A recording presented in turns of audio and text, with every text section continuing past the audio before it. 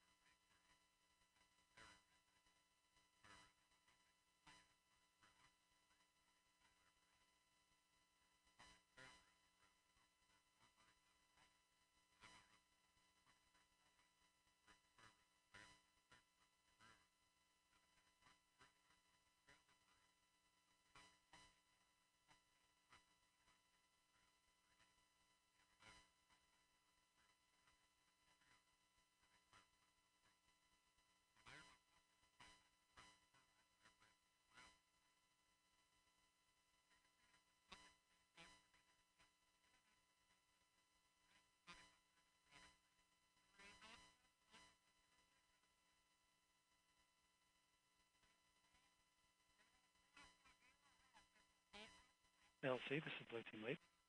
Go ahead. Yes, sir. Could I talk to you briefly on channel 20? Roger.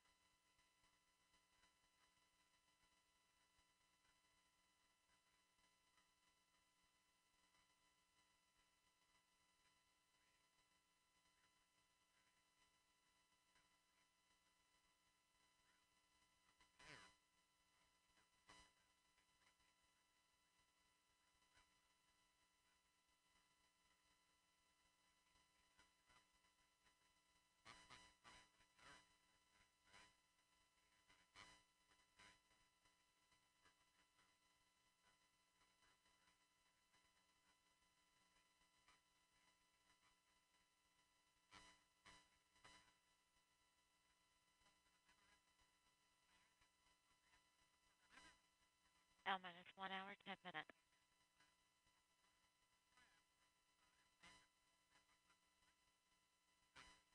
RC, verify range ready for FTS open loop test. Verified. FTS LC, This is FTS. start final open loop FTS test. Roger.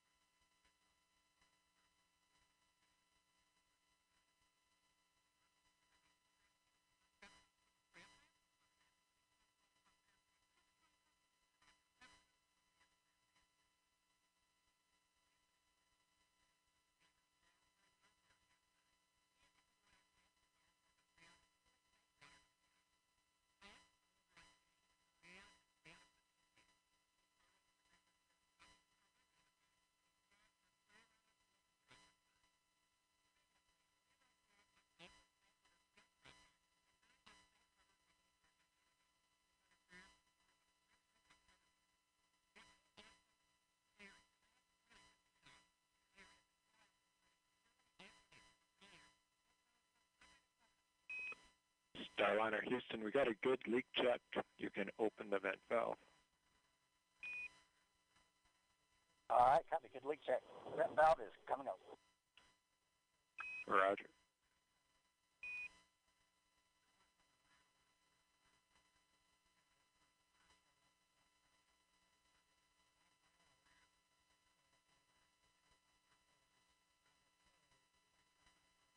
Kevin, vent valve. We copy, vent valve open.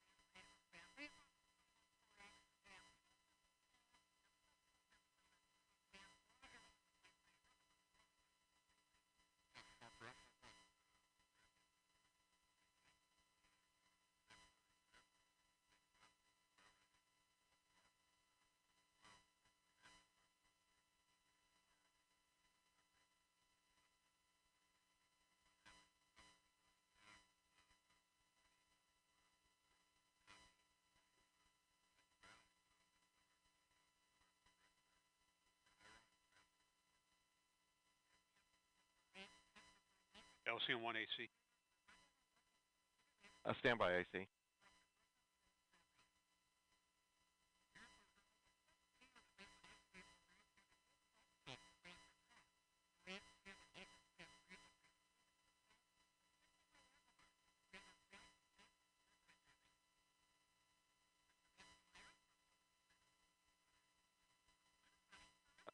Proceed AC. Yeah, we've got similar indication of CSIA thrust section temp getting close to its limits, similar to what we had before. We'd like to have a discussion on 6 about potentially safe. Roger. Please convene the anomaly team and provide a recommendation. We'll go. LC Lockstep. Go ahead. Requested permission to perform Centaur LO2 transfer line reach. Roger. Proceed. Blue team lead, LC on 1. Go ahead, sir. Roger. Centaur L2 is performing our rechill operation. Roger, I'll alert the team.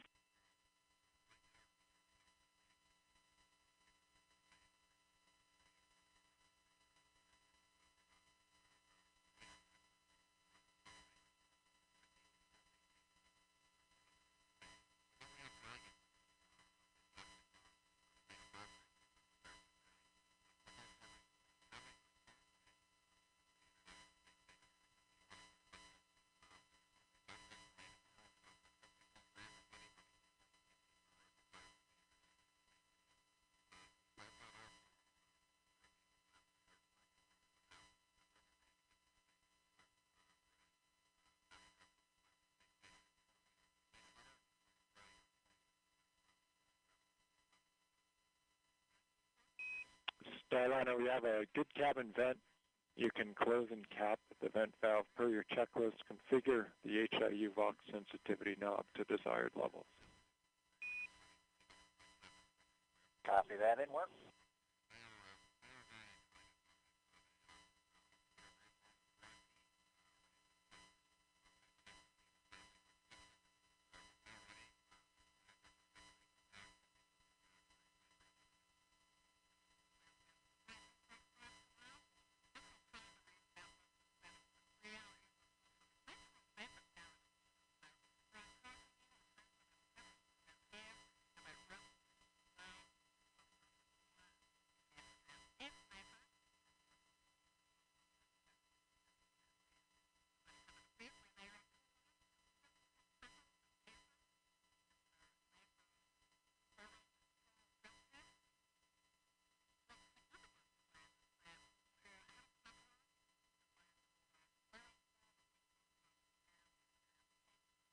Cabin vent valve closed and capped.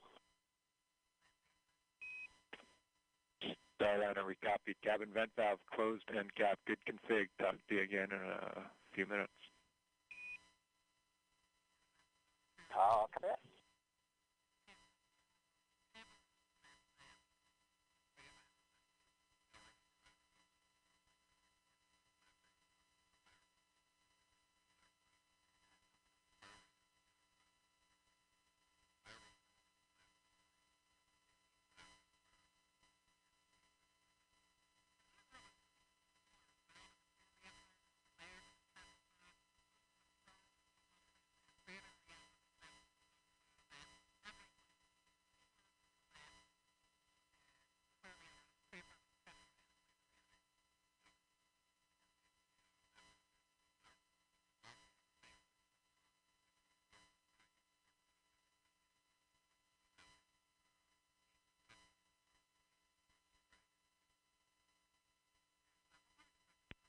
L minus 1 hour and 1 minute.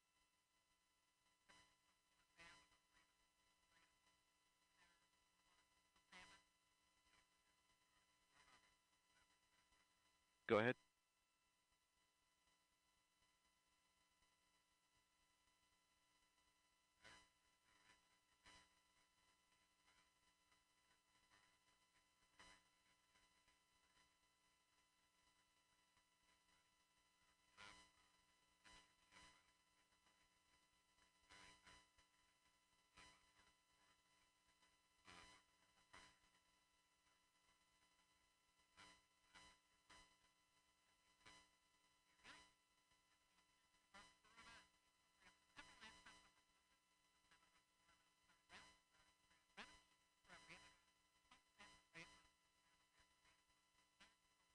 LC1 AC. Go ahead. I'm ready to brief our recommendation for the CISA thrust section temp. Roger. LD channel 1. LDO1. Proceed AC. Okay, as noted, the trend on this temp is very similar to what we saw the other day. All the other N-item components are well within band, so to avoid nuisance alarm at a bad time, we're going to recommend that line item 390 be disabled. Roger. Copy line item 390. Correct. LC concurs. LD? LD concurs. Roger. RLM? LC? RLM on 1. Roger. Please disable line item 390. Active.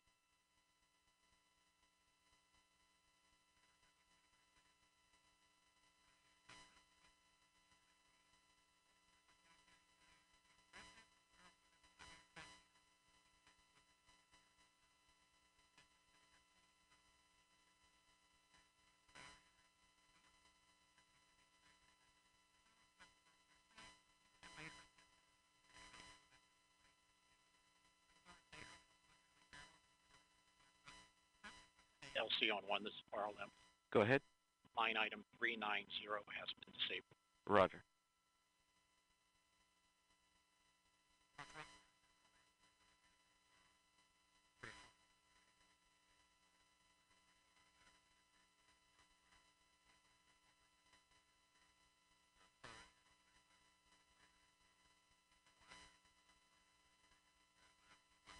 LC, this is FTS.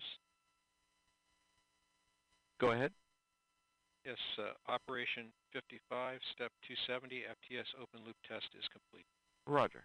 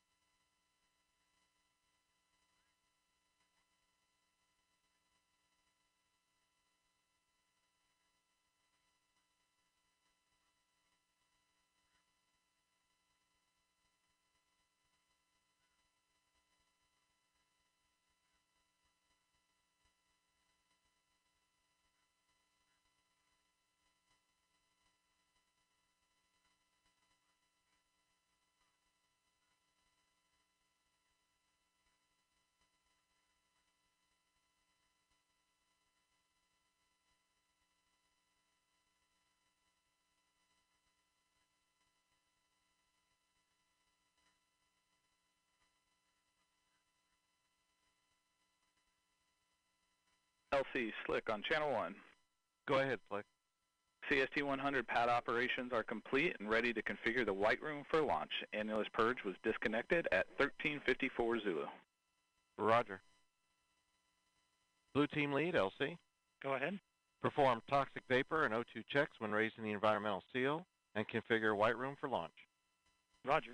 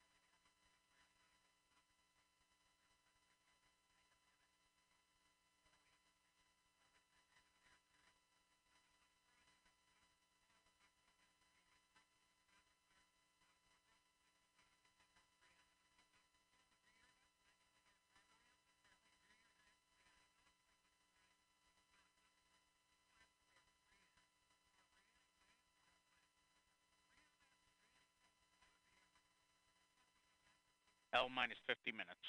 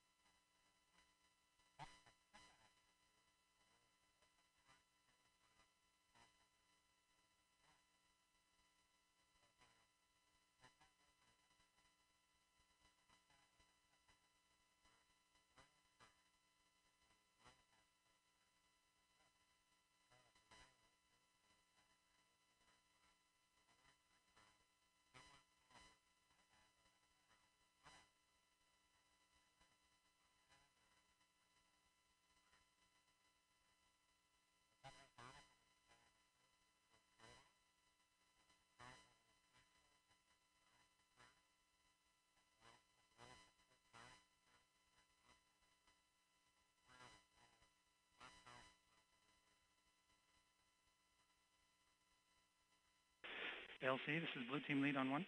Roger. Environmental seal has been raised and White Room is configured for launch. Blue Team is ready to clear the pad. Roger. We're going to hold about 5 minutes before we give the final clear, Blue Team Lead. Understood. We'll fall back to level 12 and prepare. Roger.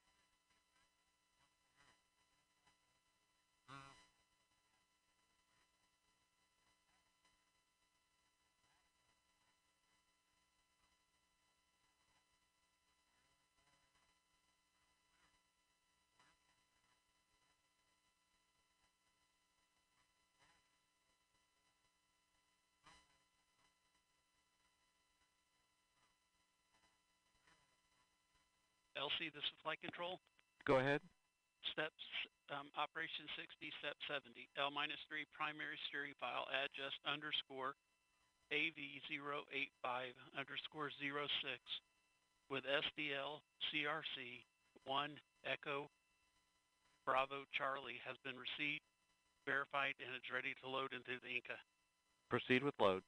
Roger.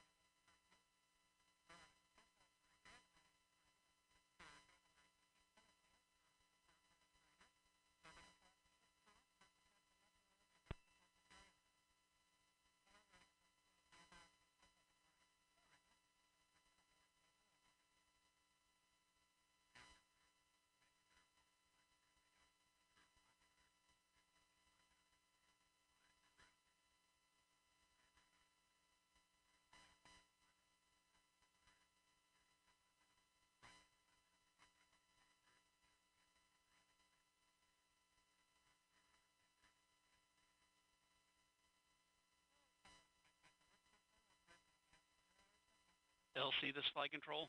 Go ahead.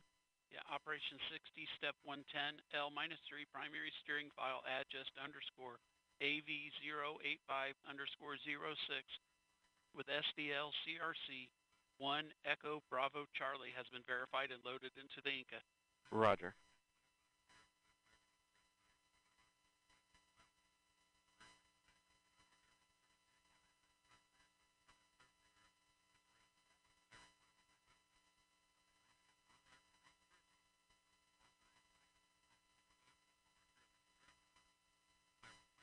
Blue team lead, LC. Go ahead. Clear the blue team to the FHA roadblock. Roger. OSM, LC. OSM.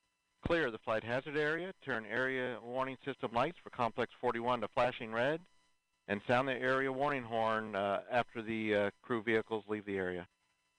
Roger.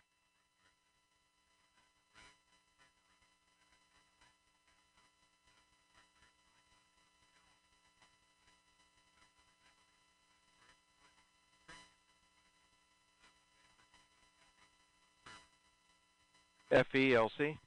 Go ahead. Disable CAT TVM system monitoring. Roger.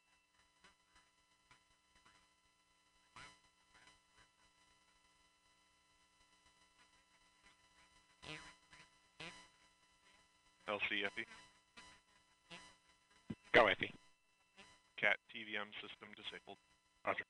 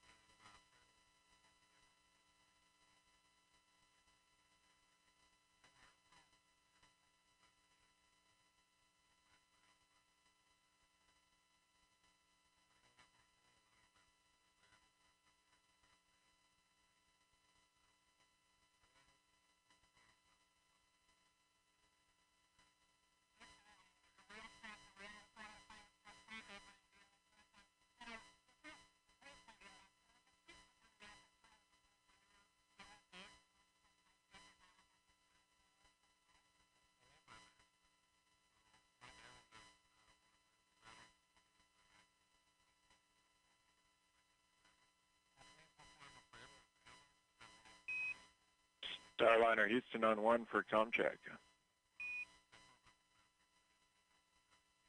CDR loud and clear. Starliner Houston, we have you loud and clear on 1 as well. We'll call out our L-35 com checks. Moving on, for your awareness, boot team has departed the pad. As a reminder, the environmental seal is up, so you'll have to deal with that if you get out from this point on. And I have your AEL checklist updates, but I'll just summarize them. There's no change from our last. Let me know if you need anything, but no change to the numbers. Okay, copy. No, we need none of them, no change. And we'll go triage side 12, which is a right turn to the south. Right turn is correct. And that completes our L-35 updates. Thanks. Thank you. Stand by for LC. LC Flight Channel 1. Flight this ALC, standby 1. Standing by.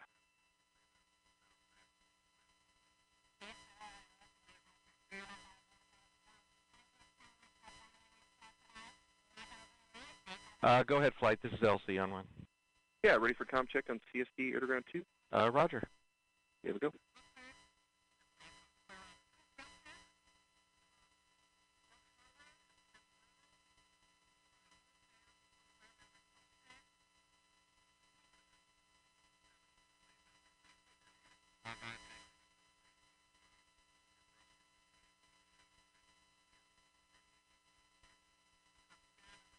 Blue team has cleared the pad. Roger.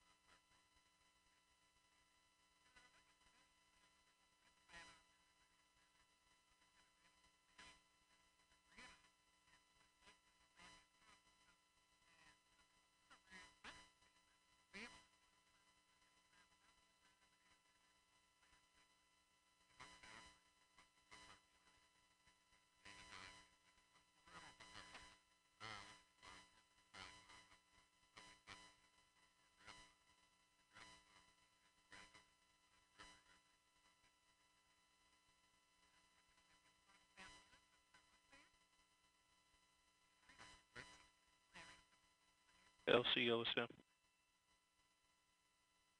Go ahead.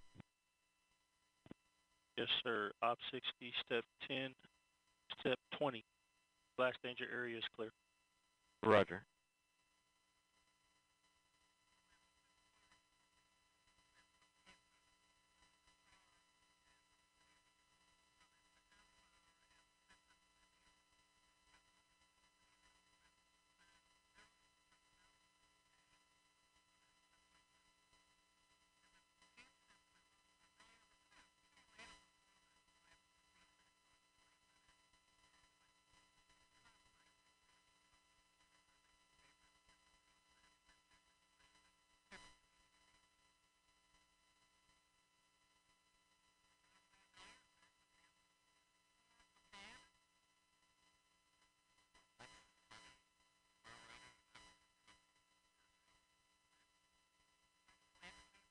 LCOSM.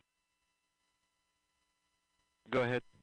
Yes, sir. I can also give you step 60. Flight hazard area has been cleared of all personnel accounted for. Roger.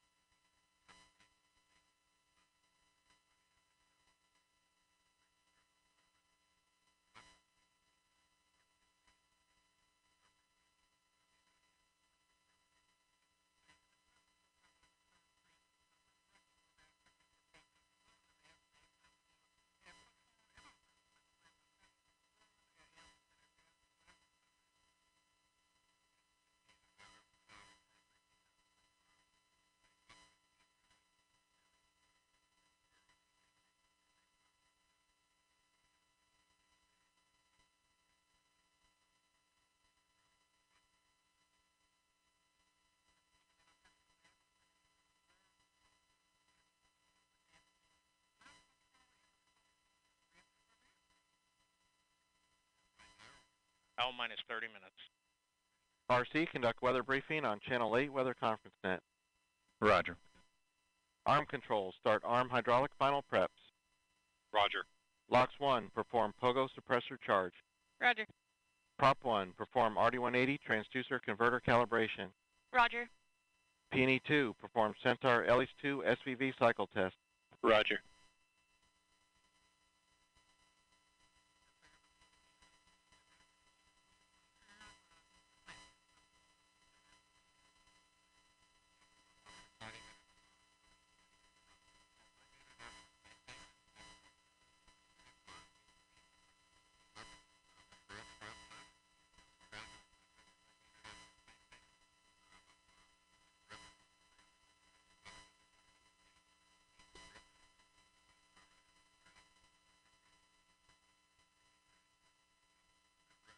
L minus 29 minutes.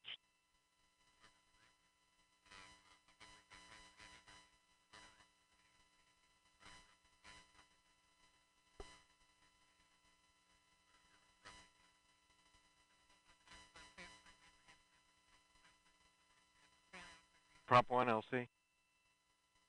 Prop 1, go. Are we complete? Yes, RD-180 transducer converter calibration is complete and the engine FIV is open. Roger. Flight control, start flight control final prep. Roger. LC, P&E 2. Go ahead. Centaur LH2 SVV cycle tests are complete. Roger.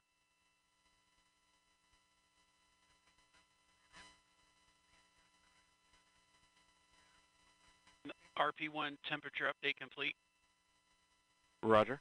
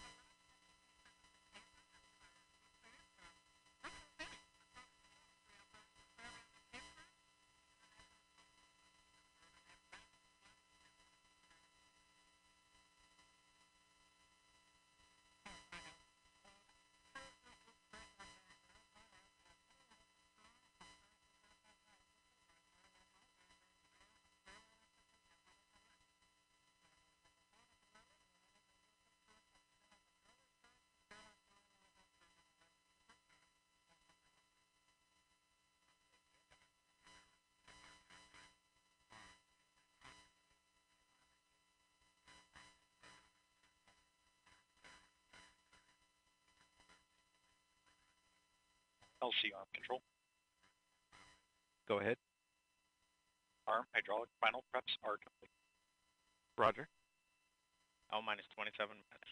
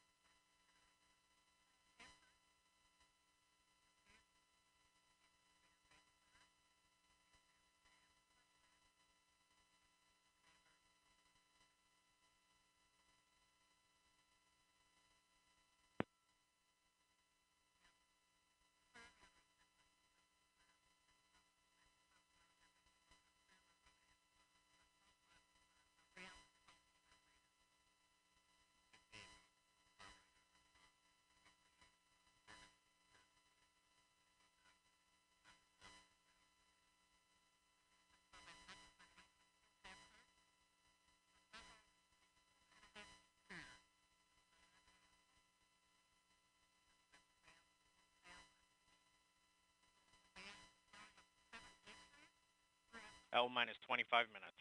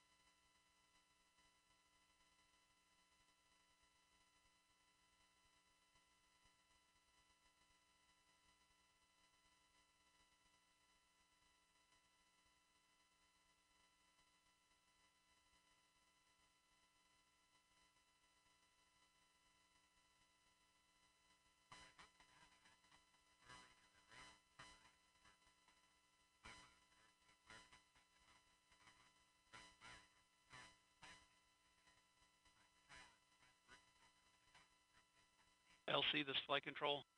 Go ahead. Step 90, flight control final preps complete, and Atlas hydraulics at standby pressure. Roger.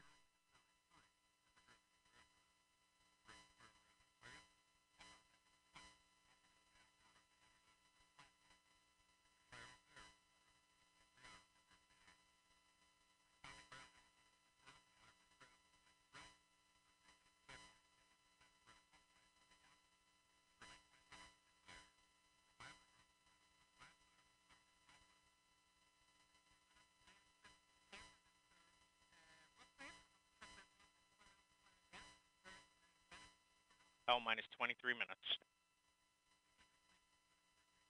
SYS, switch all secondary decoms to RF link and verify lock.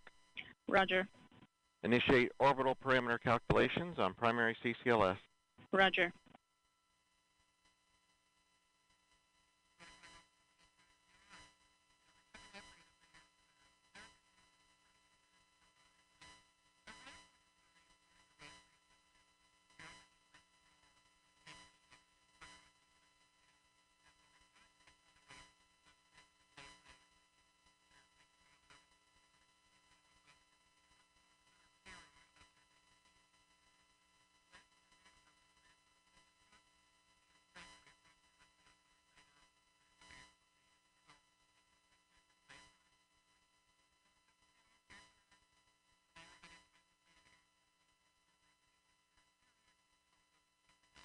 L minus 22 minutes.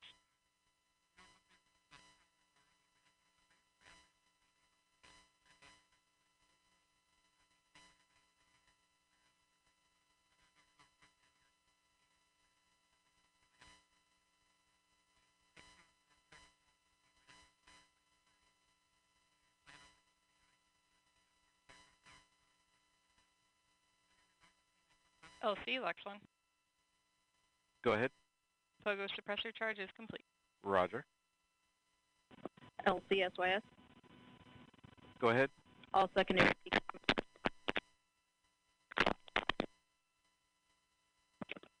secondary. Yeah, you're breaking up, SYS. All secondary decoms verified on RF link. I did copy that. Please check your headset.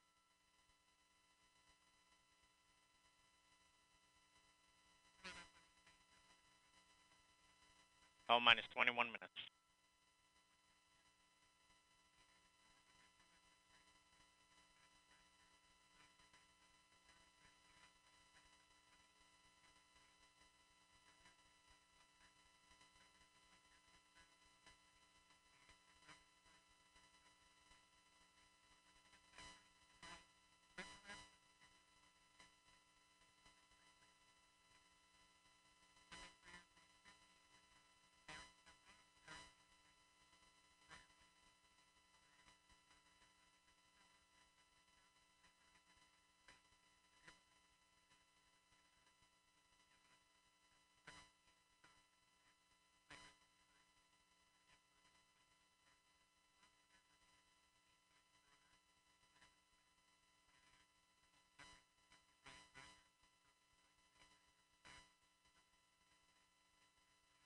L minus 20 minutes.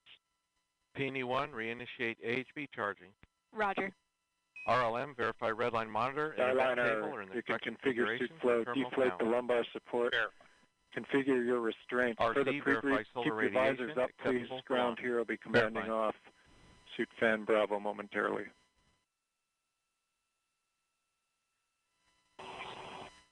Starliner copies.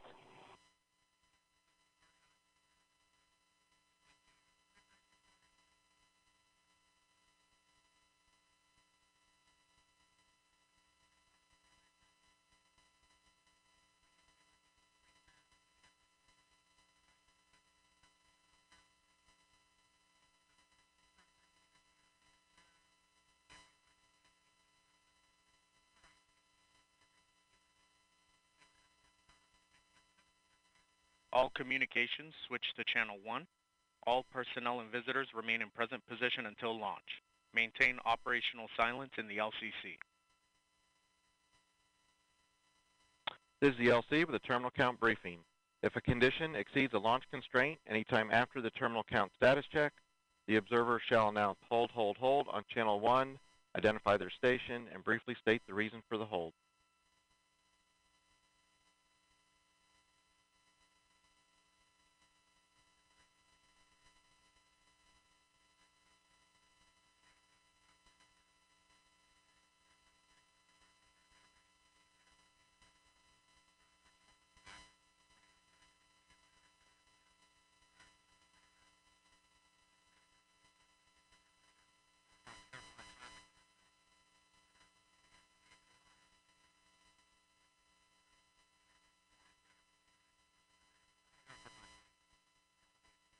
L minus 18 minutes. Flight control, perform launch on time verification. Roger.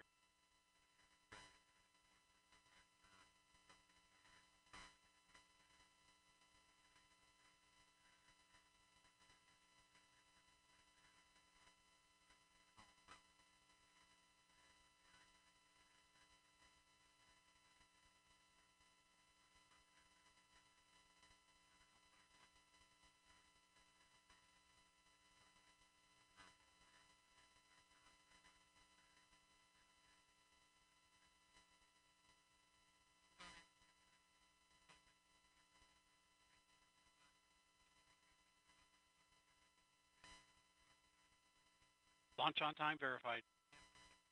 Roger. LC Peony 1. Go ahead. AHB charging reestablished and at flight mass. Roger. L minus 17 minutes. OSM, place SRB ignition SNA switch in the enable position. SRB ignition enabled. Verify FCO, RCO, and OSM hold fire switches are in the proceed position. Ready to proceed.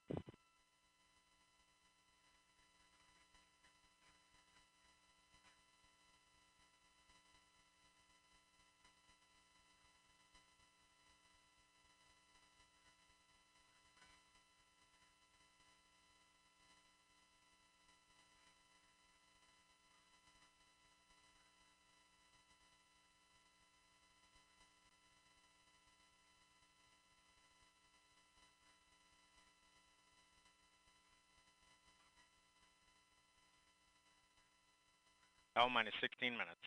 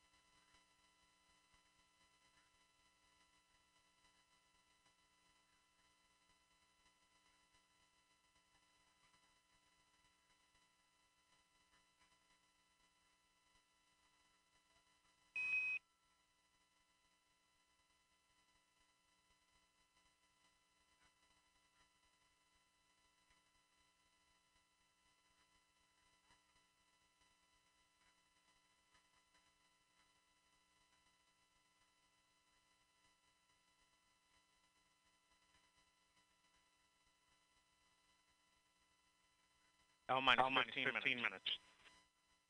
LC flight, channel 1 and air ground 1 are now merged going to air ground 1. Roger, roger. LC flight, air ground 1, ready for contact Starliner on channel 1. Roger, roger. Starliner, LC, com check on channel 1. LC, Starliner, loud and clear. I have you loud and clear also. Starliner, Houston, ComCheck, Air Ground 1. Houston, Starliner, loud and clear. Houston has you loud and clear on Air Ground 1.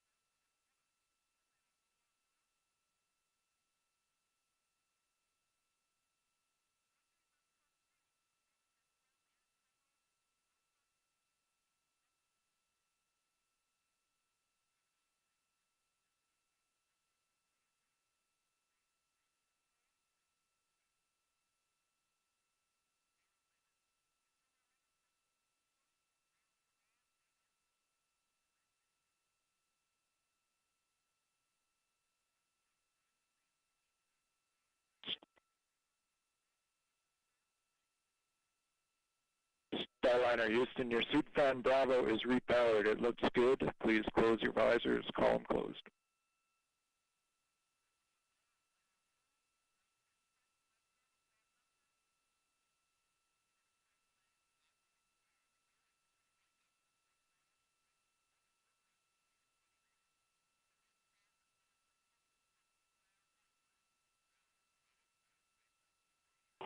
Houston, Starliner, visors closed. Houston copies, visors closed. L minus 12 minutes.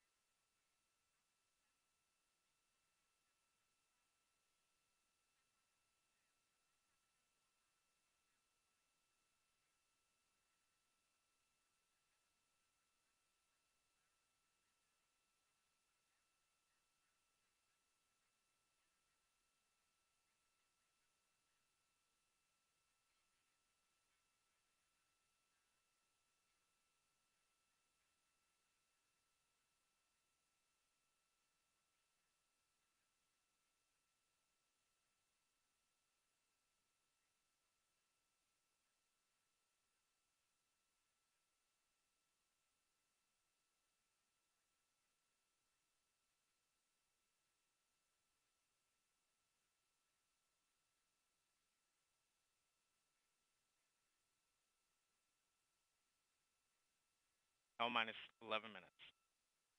Arm controls, though the crew access arm for launch. Roger.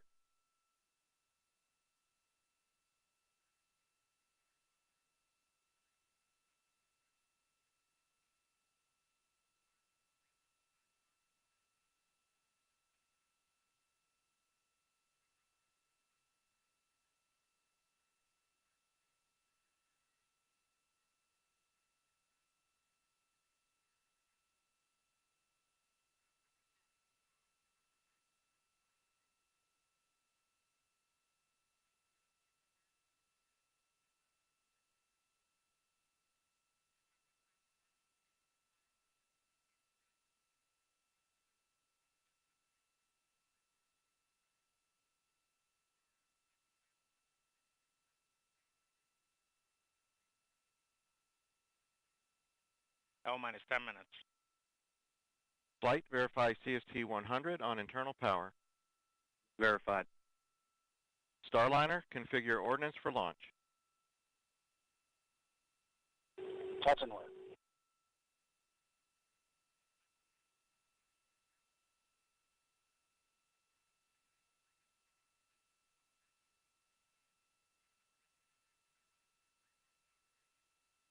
Ordnance configured. Roger.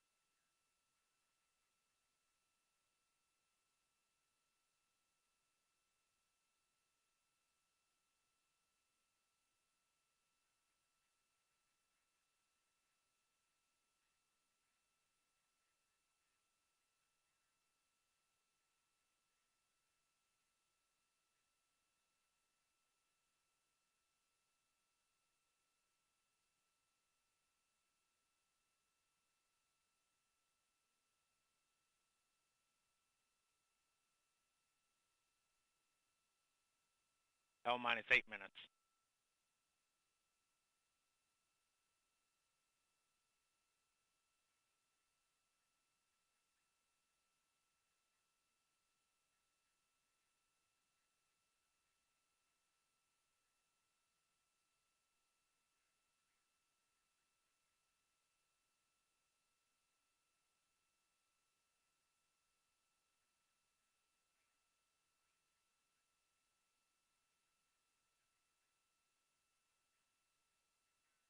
LC arm control.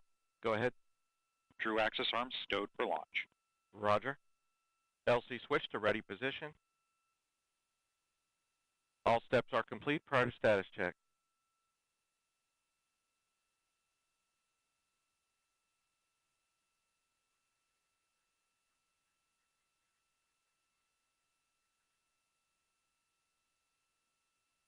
L minus 7 minutes. Status check to proceed with terminal count. Atlas systems, propulsion, Go. hydraulics, Go. pneumatics, Go. LO2, Go. water, Go. Centaur systems, propulsion, Go. pneumatics, Go. LO2, Go. LH2, Go. has gas, Go. electrical systems, airborne, Go. ground, Go. facility, Go. RFFTS, Go. flight control, Go. GC cube, Go. op support, Go. comm, Go. umbilicals, Go. arm control, Go. ECS, Go. redline monitor, Go. quality, Go. op safety manager, Go. ULA safety officer, Go. vehicle system engineer, Go. anomaly chief, Go. range coordinator, Clear to proceed.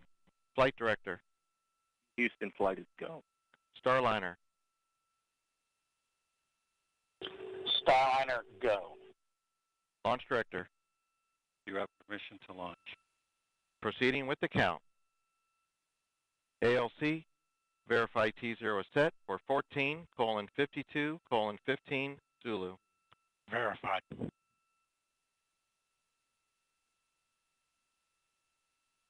Starliner, net is clear. Thank you, LC. For everybody listening, just a thought. Sonny and I, as we were traveling to the pad, we saw many American flags, and many of you were waving flags at us. And then as we reached the pad, we look up, and of course there's that American flag on the side of the White Room, also one on the side of the rocket itself. And we know that that represents unity and resilience and unified efforts for the common good. And that's what Sonny and I have witnessed this last month. Each of you displaying what this nation's forefathers envisioned, a people committed to God, family, and country, a people who use their gifts and talents for the common good, and are passionate and tough. And we all know that when the going gets tough, and it often does, the tough get going. And you have. And Sonny and I are honored to share this dream of spaceflight with each and every one of you. So with that, LC, let's get going. Now let's put some fire in this rocket, and let's push it to the heavens where all these tough Americans have prepared it to be. Let's go, Calypso. Take us to space and back.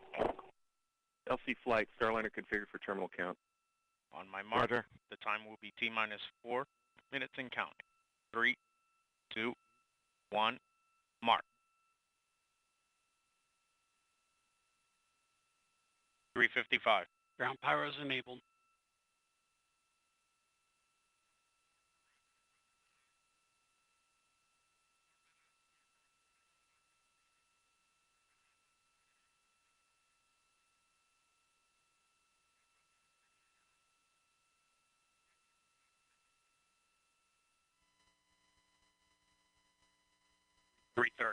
Atlas hydraulics at flight crash.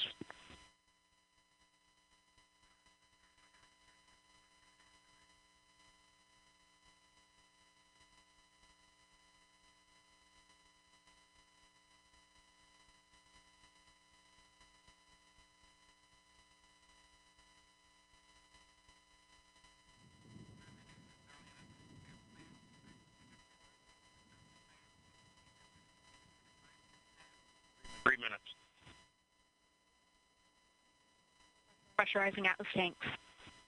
Securing LO2 topping. 250. FTS internal.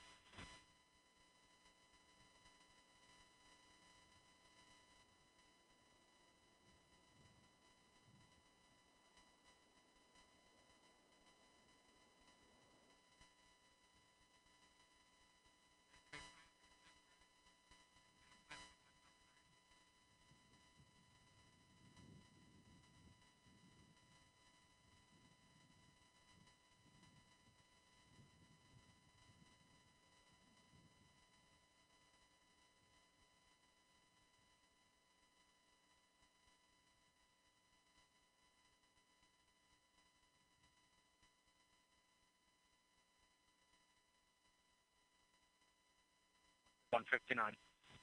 Vehicle internal. 155. Launch sequencer start. 150. Securing Centaur LH2. Securing Centaur LO2.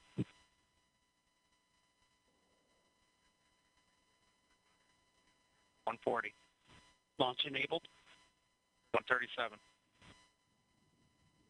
FTS armed.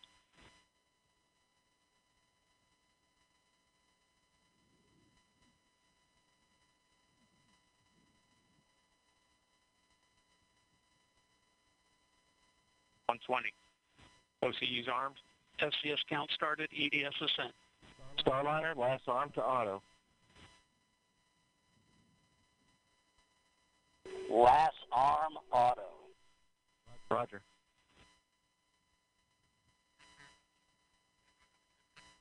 One minute. Rock report range status. Range green. 54. POP started.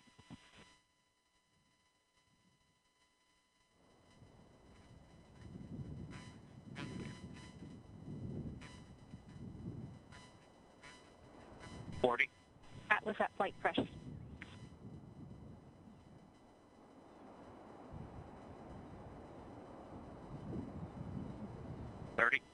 Centaur at flight press. 25. Status check. Go Atlas. Go Centaur. Go Starliner. Godspeed, Butch and Sonny.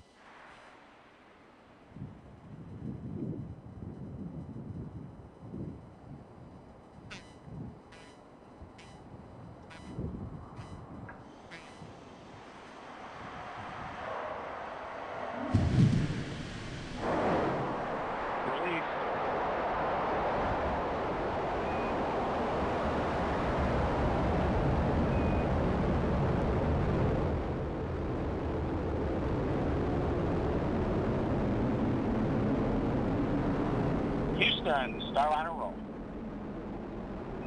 Roger, roll.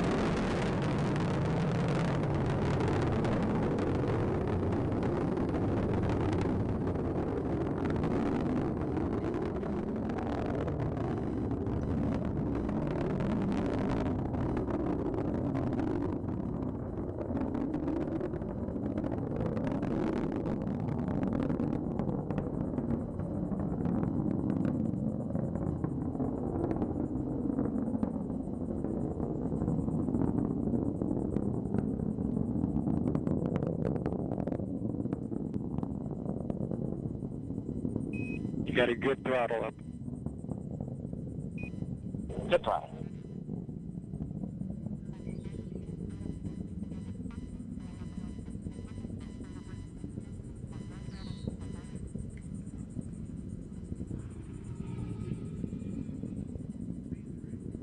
Good SRB burnout. Good SRB.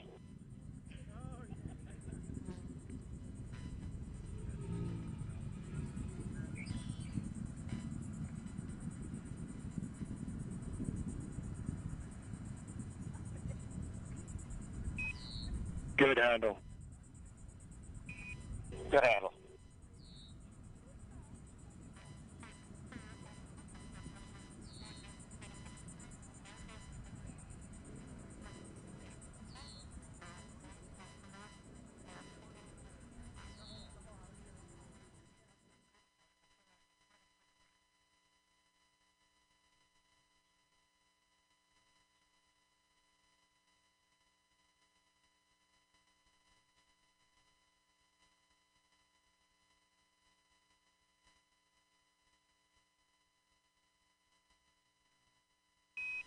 CLG and net, good trajectory. CLG.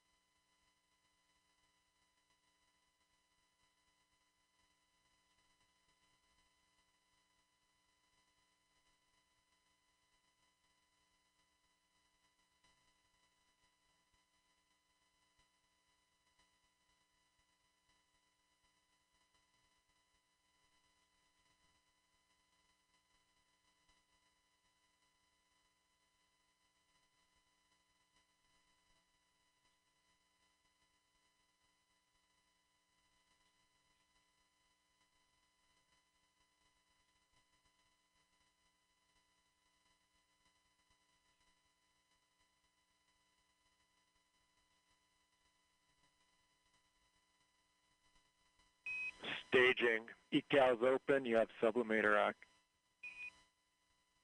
ECAL sub-act. Great Atlas. OSM LC.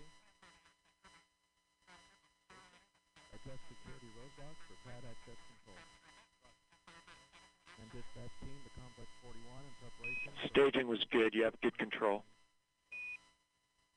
Good control.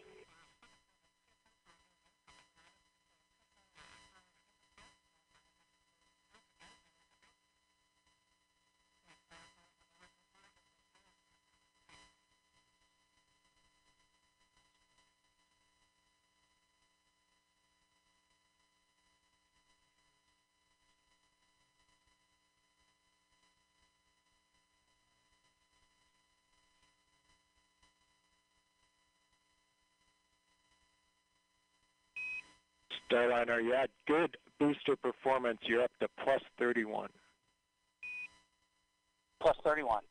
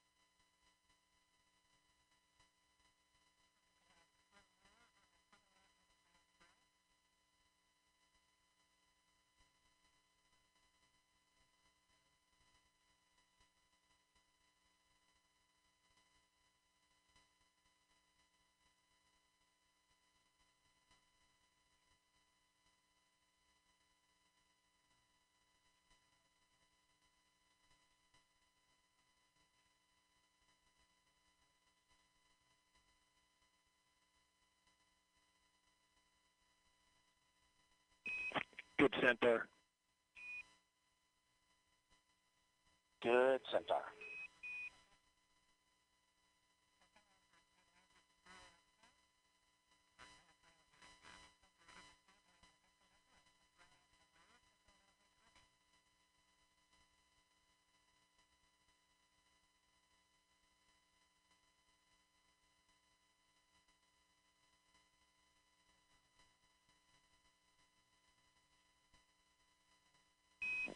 St. John's open. St. John's.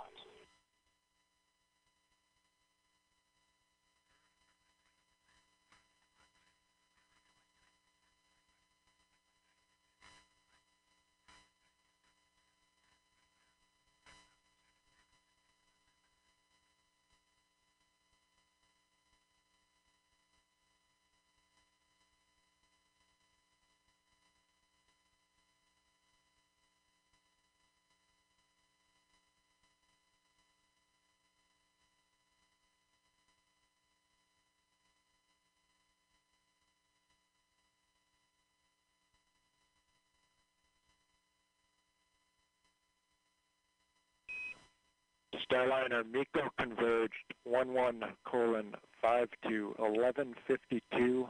Good perf. You're at 34 to 36 seconds. 11:52. 34 seconds.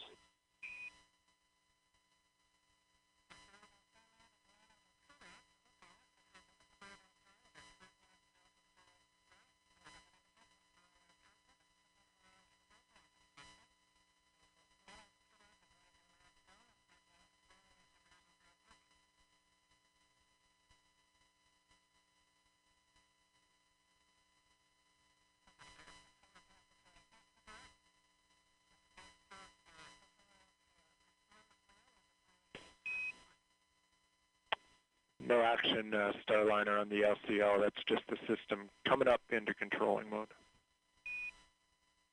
Outstanding. No action.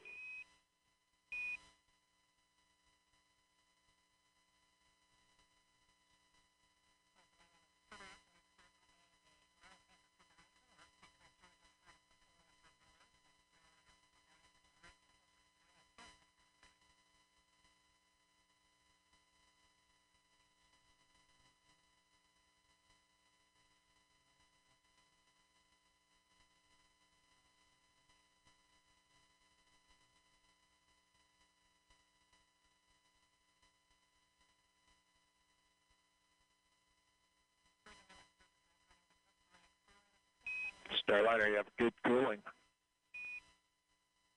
Good cooling.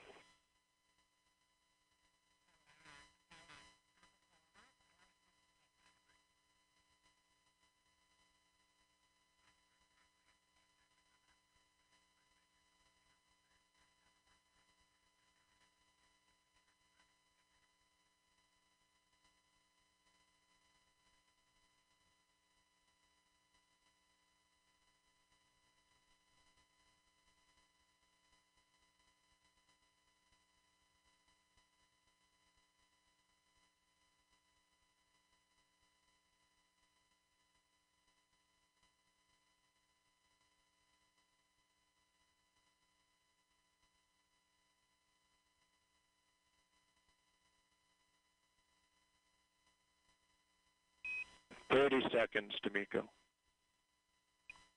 30 seconds.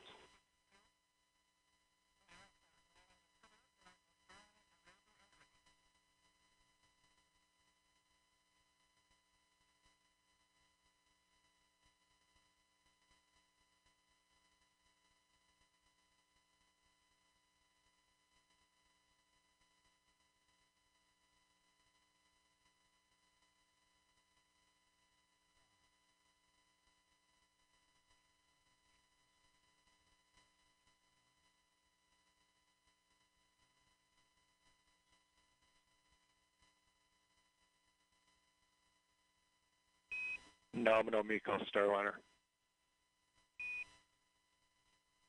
Nominal MECO.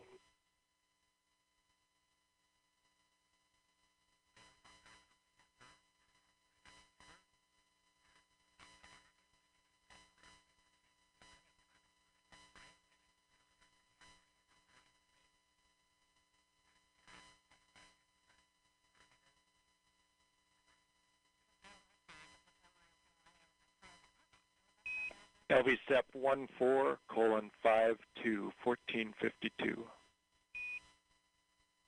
1452.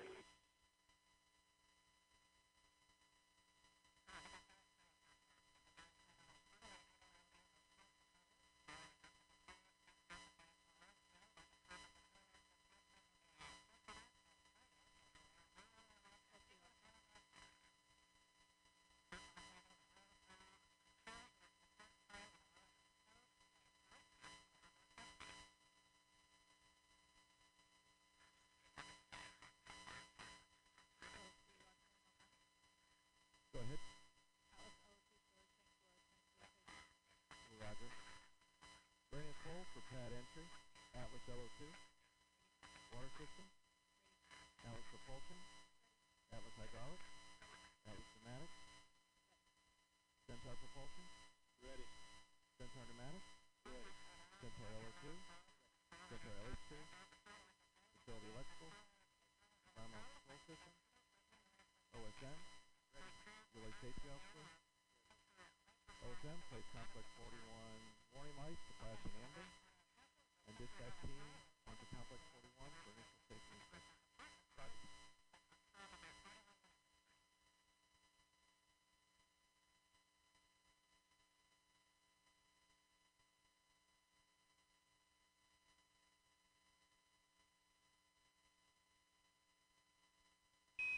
No action on the cabin temp, Starliner. No action.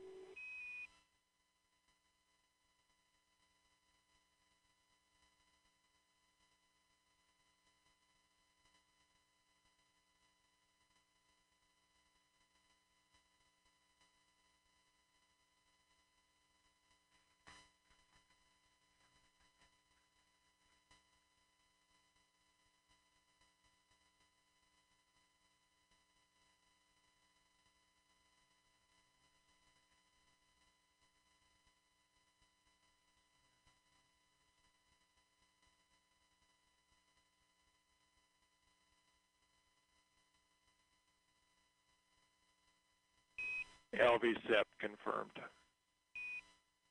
Good LVSEP.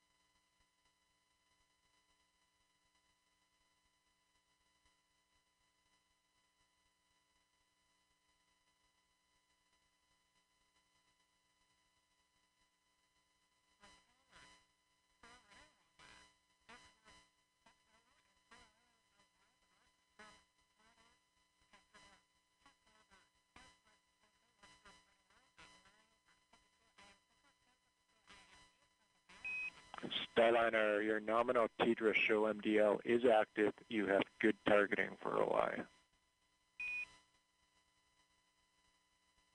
Good targeting.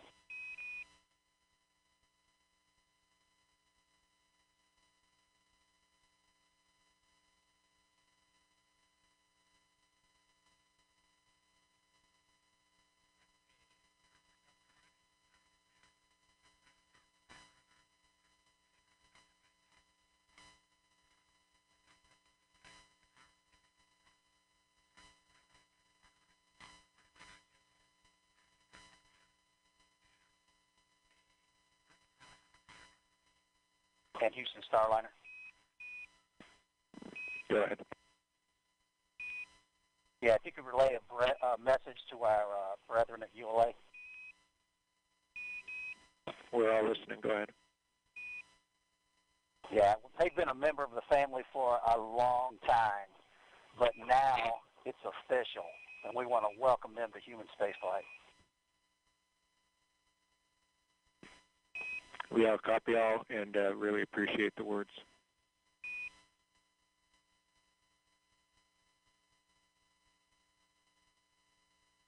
And Houston Starliner, we are on the tablets and in insertion monitor. Copy tablets, we're with you, insertion monitor.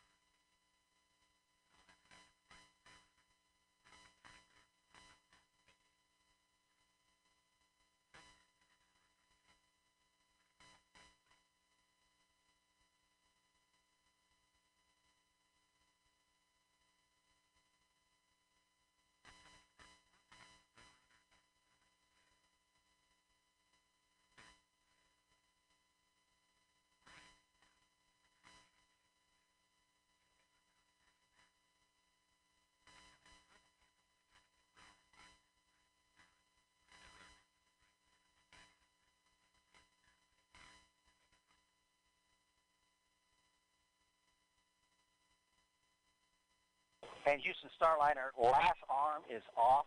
Backup control switches, enable 1 on, enable 2 off. SMRCS is the mode.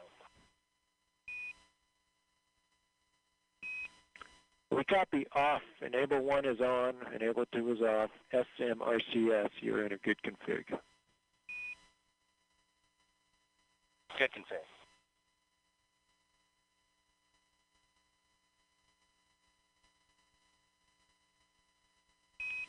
Your EXDV targets are on board and good. Good EXDV.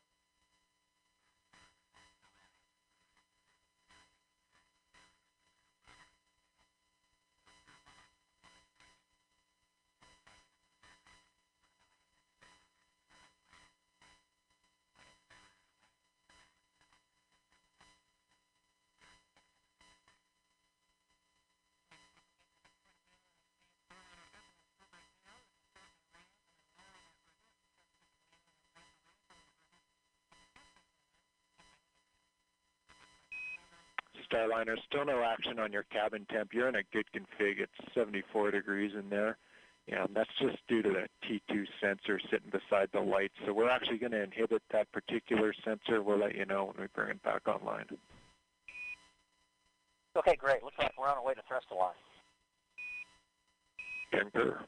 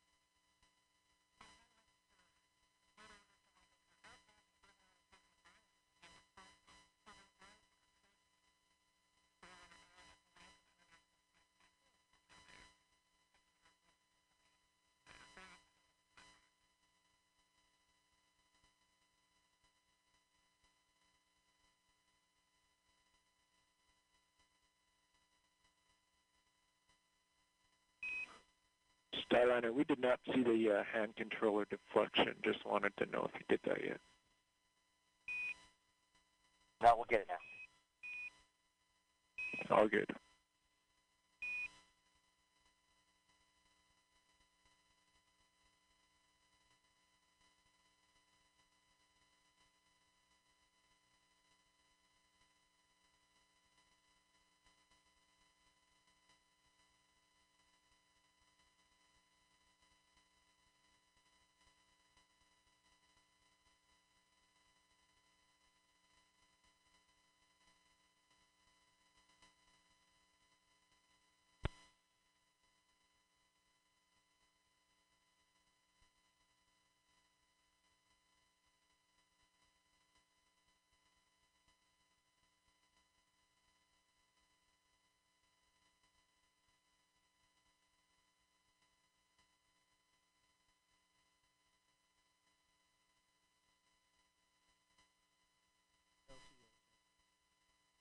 Go ahead.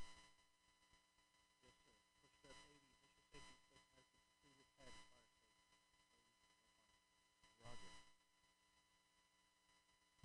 USO, establish barricades around MLP and an area beneath the MLP and perform O2 LEL checks at complex 41 areas. Roger. ECS LC. Switch all ECS from GM3 to air.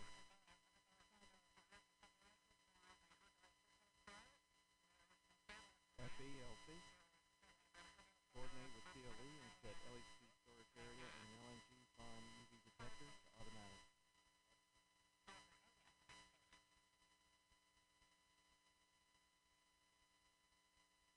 And DCSLC. Starliner, good config for the OI burn.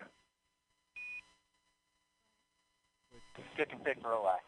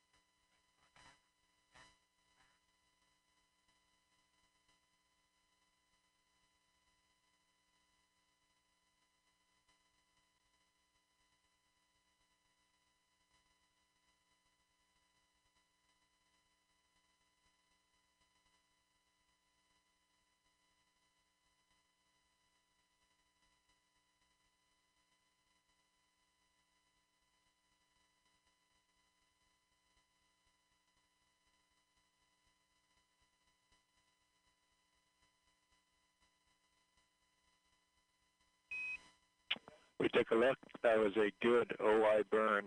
You're maneuvering to NavCal 1. Good OI burn, going to NavCal 1.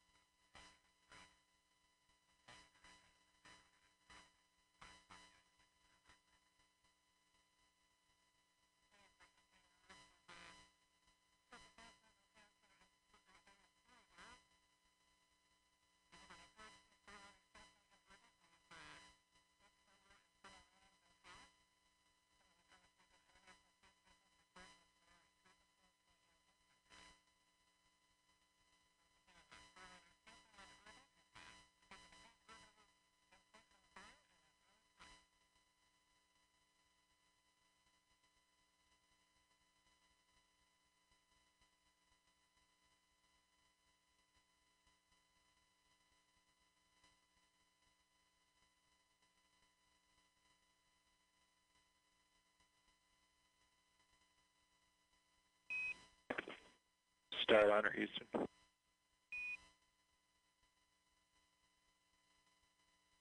Go ahead, Starliner, Houston. Yeah, you do have good cooling. The sublimator is working. We are watching it, though, because the water usage is just a little more than we thought we were going to see. You probably noticed that. It's a reason for the advisory there. From the ground, we'd like to swap you over to the other leg. So we're going to close sublimator leg 1, wait for about 60 seconds, and then open up leg 2. You'll see us do that. No impact or action. Okay, we copy. We'll be watching. Thank you.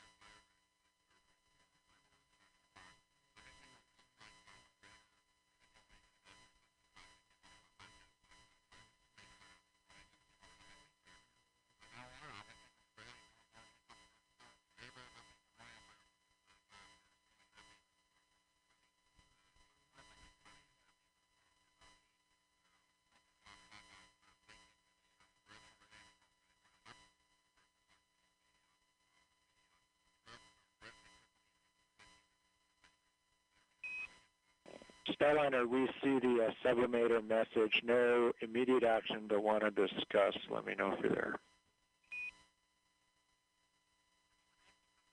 Yeah, no action. Standing by. Okay, so you're still on the sublimator with good cooling. The rate of usage is still a little bit more than we thought it was going to be. We plan to take this all the way down to 10% water remaining in your sublimator. 10%.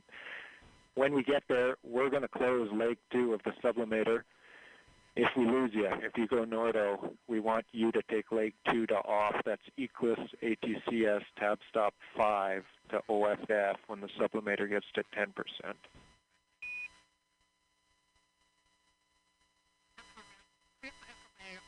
Okay, copy. You're going to take sublimator 2 to close. If we go Nordo at 10%, we'll take it off with the tab stop 5. Affirmative. I think your tab 5 will actually say close, but you're right. To close / off at 10%, and we'll have more for you soon. Okay, copy that. Closed.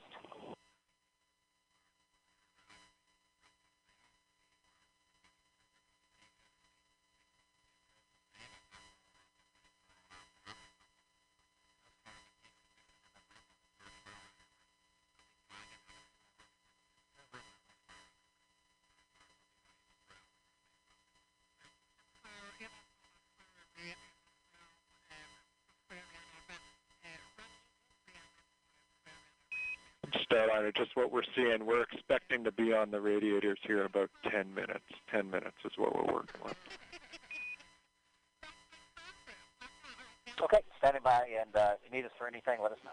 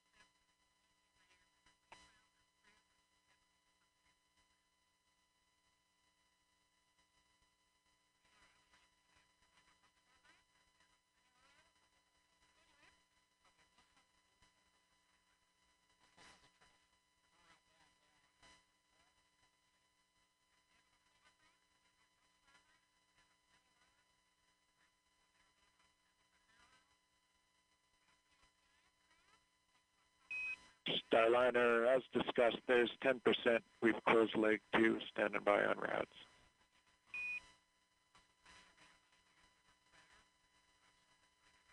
Okay, yep, we see leg 2 closed as well, and we're waiting on RAS with you.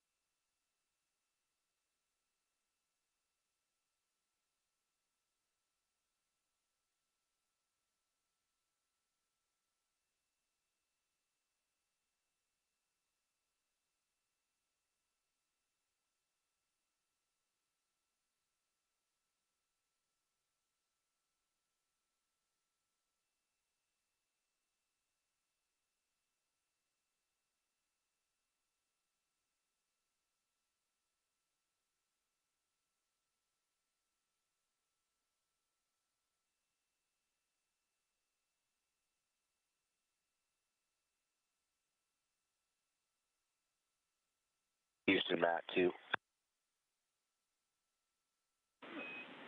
Go ahead, sir.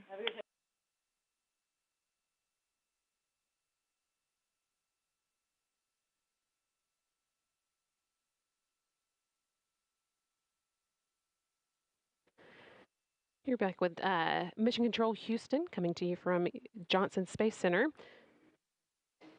Team here in Mission Control continuing to watch over the Starliner systems. They have been continuing to watch the sublimator issue that we mentioned just before we went back to Kennedy Space Center there for an update.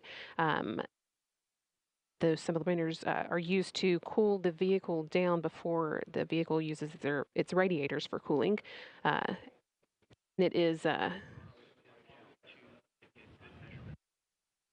running out of water a little more quickly than it was expected to, but the radiators will be able to take over the cooling of Starliner just in the next few minutes. So we'll keep an eye on that, but it should not be a problem for today's flight.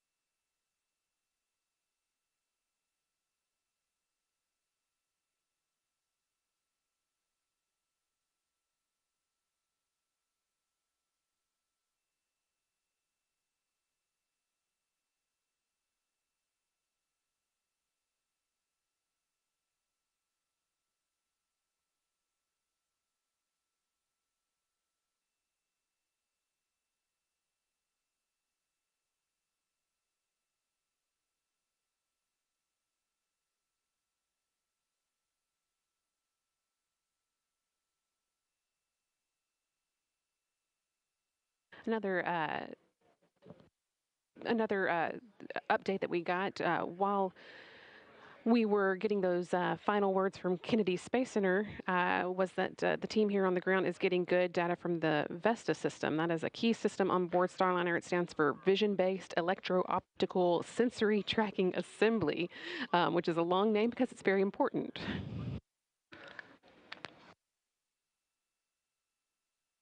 So that system actually does many things for Starliner. It's a combination star tracker. It's also the cameras that look at station and tell the Starliner flight control system exactly where it is and which direction it is pointed relative to space station. So the spacecraft autopilot itself will use that information during docking for automated dockings, and the crew can see those cameras while they're doing their manual docking should they need it. So you'll be hearing a lot about the Vestas over the next 24 hours as Starliner makes its way to the space station. That is a key part of the systems that we'll be checking out along the way and then using for the actual docking. Yes, and that system is made up of 6 cameras. It's got it's a dual redundant system, so there's 2 copies of each. There's 2 regular spectrum cameras that similar to what the human eye can see. One for a narrow field of view for looking longer distance, one for a wide field of view for shorter distances. There's also an infrared camera that can help Starliner see station while it's in the dark. It also has a laser-based LiDAR rangefinder that can also pick out the structure on station and kind of paint a 3D view of station inside of the flight computer. So that gets tied in with the rest of the data to help Starliner know exactly where it is relative to station.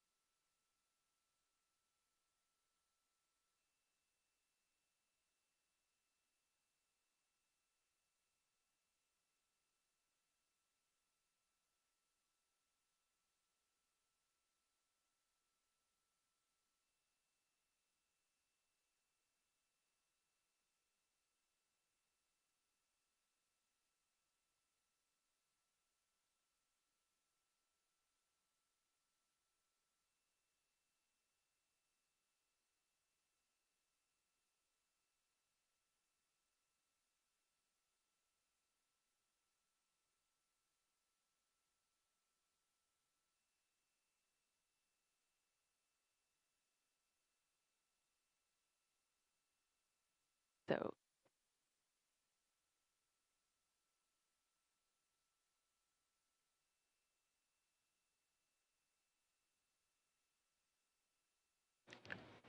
Starliner's finishing up its third of 3 navigation calibration maneuvers.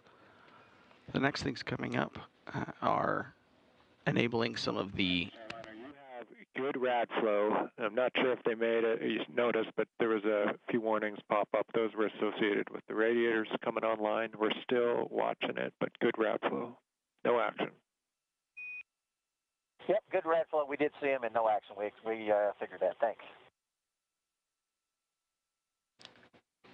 And those radiators, that was one of the items I was going to say is coming up soon. Starliner turns on the radiator system based on what the current temperature is, based a little bit on solar activity and the heating it got during ascent. So now that that system's on, cooling Starliner, we are looking towards getting Starliner pointed in the direction for the next upcoming burn, which is the NC burn, or the phasing burn, where that C means catch-up. During that phasing maneuver, Starliner is going to stay in a slightly elliptical orbit, but at a lower altitude than station, and it's going to use that time to catch up with station, and then we'll later move up to station's altitude for final rendezvous and docking. View you're seeing here is of the flight control team in Mission Control Houston. In the center of the view there is Mike Lammers, the lead flight director for this mission. Next to him, Rick Hempling, and on his other side, Josh Joshua Kutrick, the day's Capcom that you've been hearing talk with the crew. You saw Lammers there pointing around the room as he was going through a no-go call for moving into orbit ops, the next mode that Starliner will be working in, having finished its ascent and its orbital insertion burn.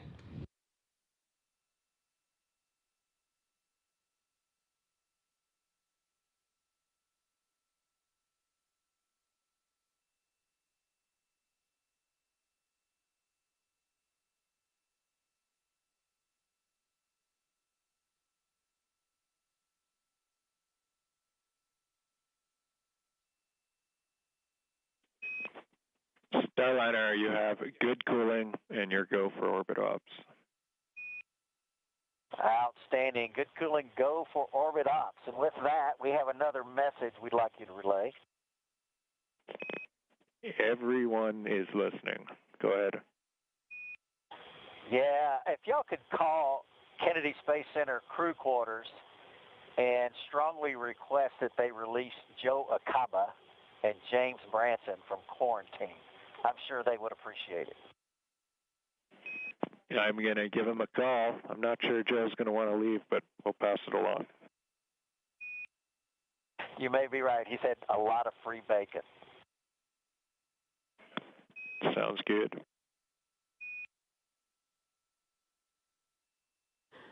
You heard there that go for orbit ops that was communicated up to the crew that we were talking about just a moment ago. And also, of course, Butch Wilmore calling down that the chief astronaut, Joe Acaba, can be released from quarantine.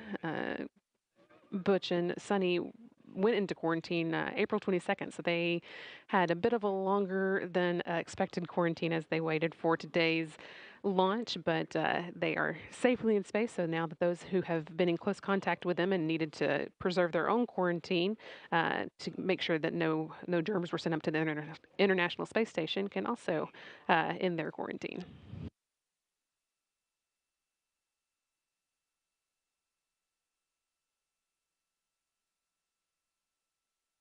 And Houston, are you ready for PCS activation?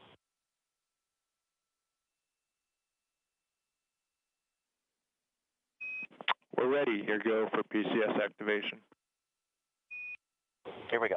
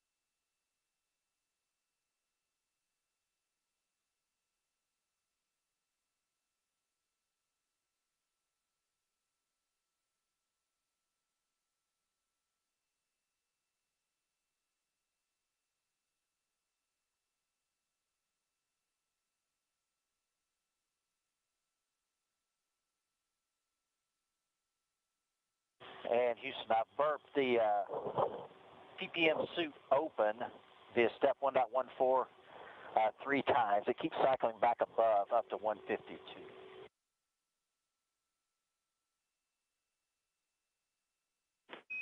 Okay, we copy all, and the word is that you can just hold there and move on. It's a good value. Okay, we'll go with that.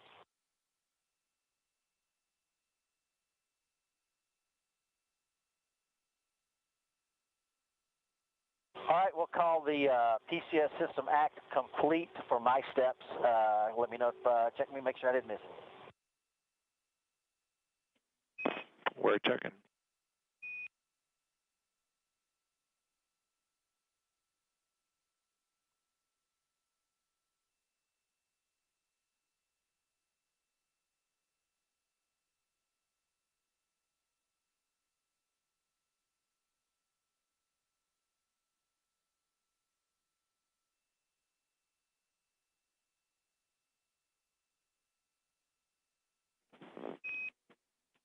Starliner, your PCS activation looks good. Outstanding.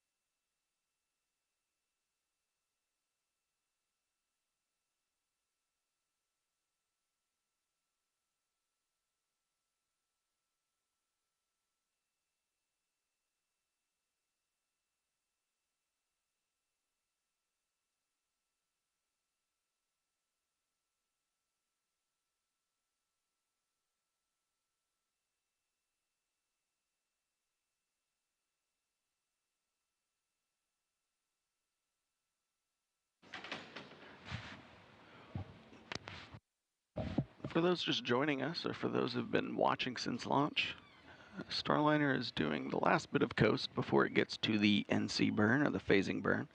We've got about a little over 9 minutes till we get to that burn. In the meantime, Starliner is currently in the process of turning back on its OMAC engines, or its orbital maneuvering and control jets. Those are the larger thrusters that will push Starliner for large burns, large trajectory changes on orbit.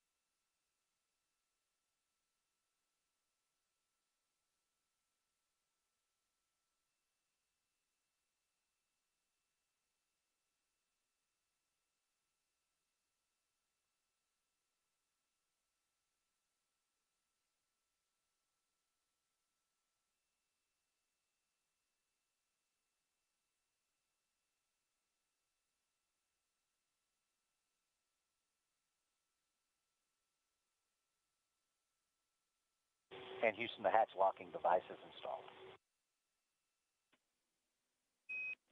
We copy, hatch locking device installed, thanks.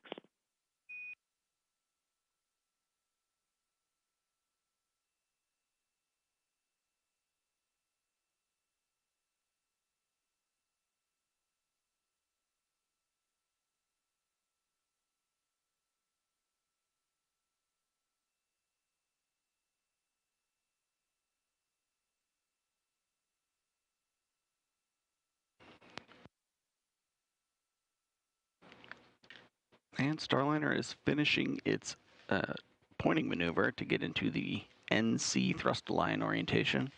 That is getting Starliner pointed in the correct orientation to perform the NC burn. Step 9, com check, air to ground. Step 9, com check. Houston has you loud and clear. Read you the same. We're set up via the table. Roger.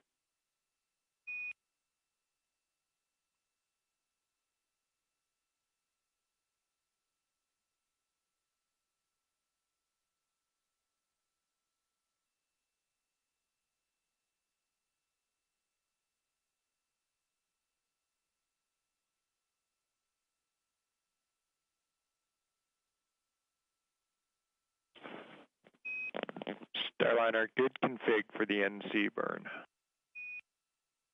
Good config for NC.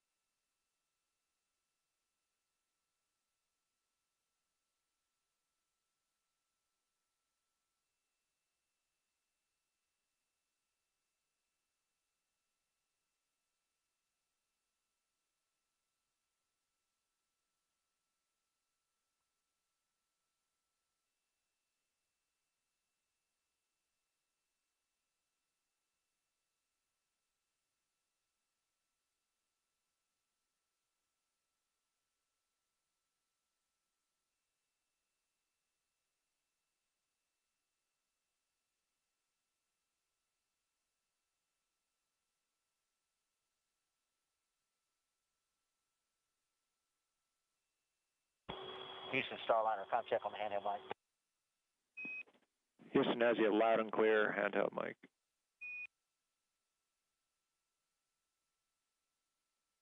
Give me another 5 count there, Houston. This is Houston, 5, 4, 3, 2, 1, and we have you loud and clear, handheld. Yeah, we're just checking the volume on the speaker. Thanks. Copy.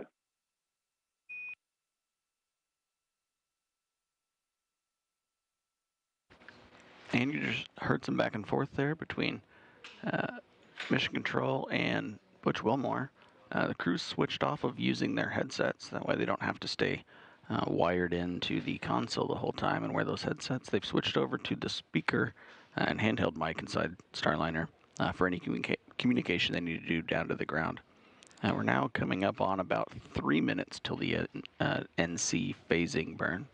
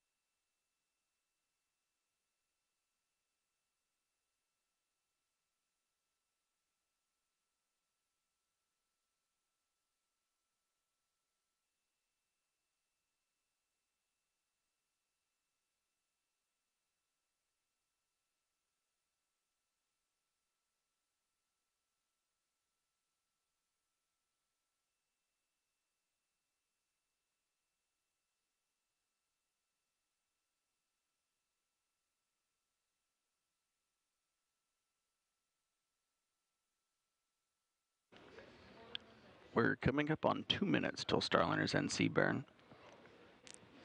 Starliner is currently pointed forwards in the direction that it's traveling. It's going to fire its thrusters, increasing the altitude of the other side of its orbit. So right now, Starliner did its orbital insertion burn to raise its altitude. Now it needs to raise the other side of its elliptical orbit. We're expecting that NC burn to be about 25 seconds long.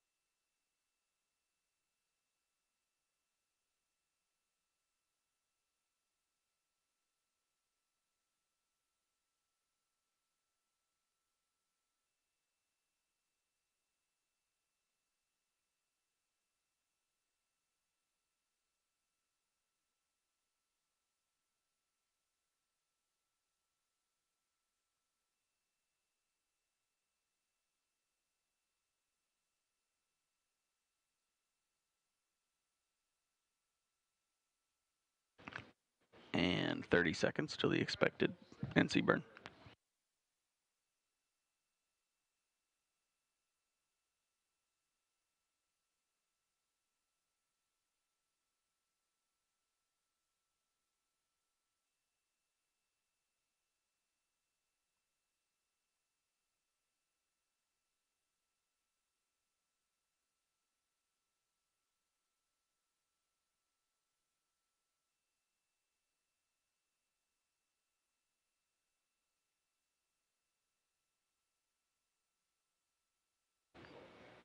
And NC burn is starting for good OMAC burn. Engine burns.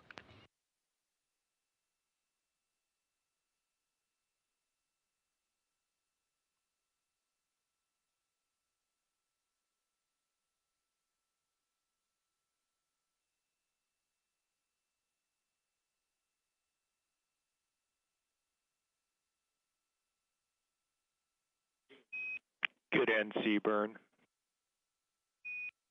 Good NC.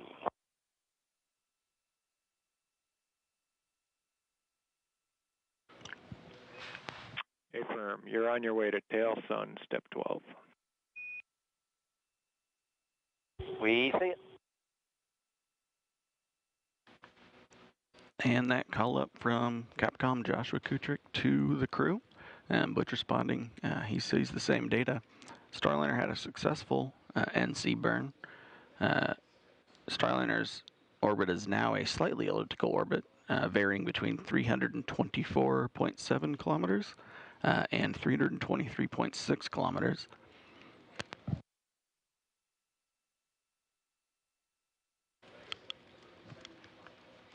In the meantime, while Starliner waits for its next burn, coming up, the NHPC-1 burn, which is 20 hours and 42 minutes away. Starliner is moving itself into a tail-to-sun mode, so it's going to point its solar rays back at the sun and just use it to kind of top up the batteries while Starliner continues its phasing catch-up maneuver with ISS.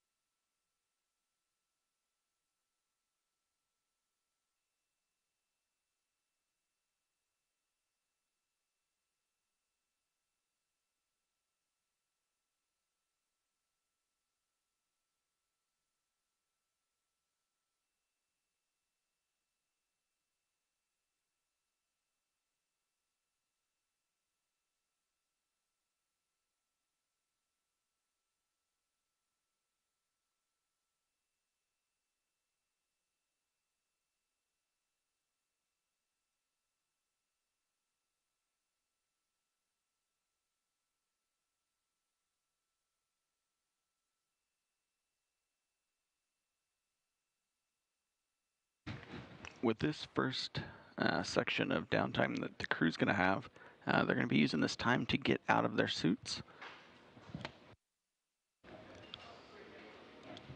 Should take a few minutes per crew member, but in the meantime, Starliner is also starting to open up its NDS NASA docking system entry cover. That should stay open for a majority of the flight. That way Starliner will be ready for docking.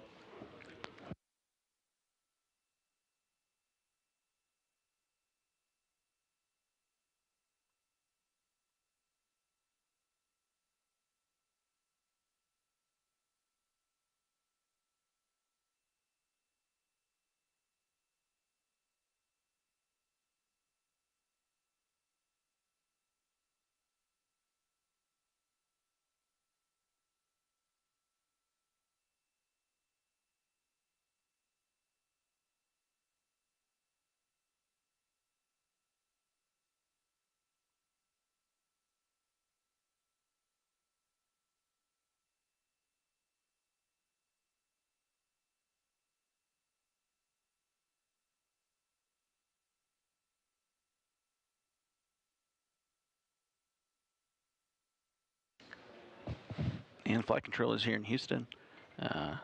Noting they see the entry cover open. We're getting that telemetry data and showing it on our virtual external display of Starliner.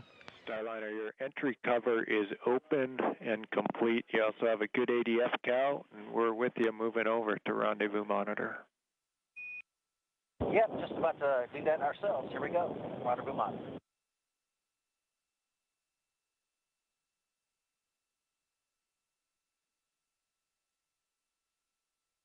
And crew acknowledging, they also see NDS cover open. Also noted getting called up is good ADS cal for attitude determination system. Now that Starliner has moved into a different orientation, just confirming that its internal calculation of its position and orientation agrees with what the crew's seeing on the ground.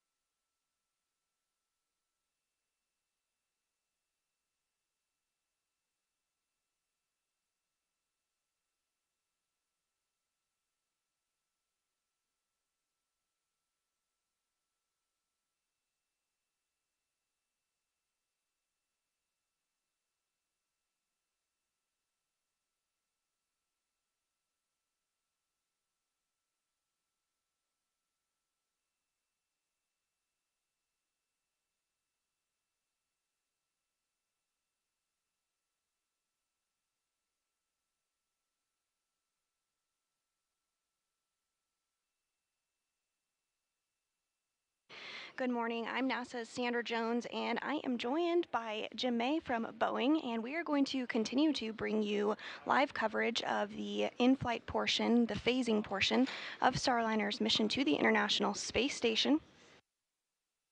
If you're just joining us, Wilmore and Williams launched at 9:52 a.m. Central Time this morning today from Space Launch Complex 41 at Cape Canaveral Space Force Station in Florida. The duo did lift off on the Atlas V rocket and are slated to dock to the International Space Station's forward port of the Harmony module just a little less than 24 hours from now, targeting that docking at 11:15 a.m. Central Time tomorrow, June 6th. Following docking, the crew will complete hatch opening operations, targeting that hatch opening around 1 p.m. Central Time tomorrow afternoon, and welcome remarks to follow around 1:20 p.m. Central. At this time, Wilmore and Williams are awake and have a busy few hours ahead of them. First up was the NC burn, which took place just a short time ago and was successful. This burn helps get Starliner in the proper trajectory in preparation for tomorrow's docking. Next up, the crew will begin to prepare for their first PAO, or Public Affairs Office Mustang event. This is the first opportunity for the crew to provide remarks on the mission thus far and their flight into orbit. Following this, the CFT crew will also conduct some far-field piloting checkouts and provide feedback to the teams on the ground on those checkouts. We will discuss these piloting checkouts a bit more here shortly as we approach them. Following this, the crew will complete data collection on VESTA, or the Vision-Based Electro-Optical Sensor Tracking Assembly. This is essentially a vision-based system which helps with tracking and docking, of course, for Starliner. The crew will also complete other tasks and checkouts, do a little cleanup, all before completing a medical conference and getting some rest. So as you can see, quite a busy few hours ahead for the crew.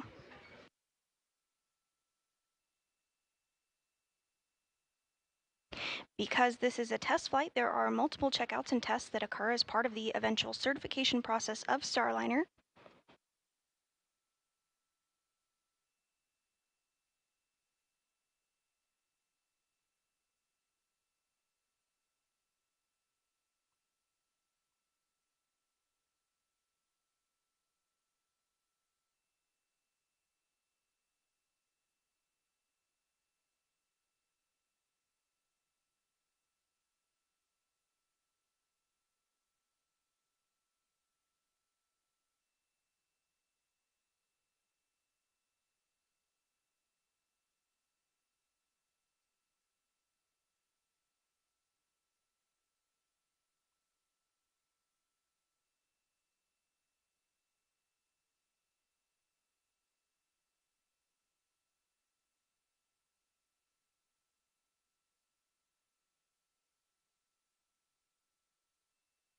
And coming up here in just a few minutes at 11:30 a.m. Central Time, we will have the opportunity to hear from managers at both NASA and Boeing and United Launch Alliance about today's successful launch of Butch and Sunny.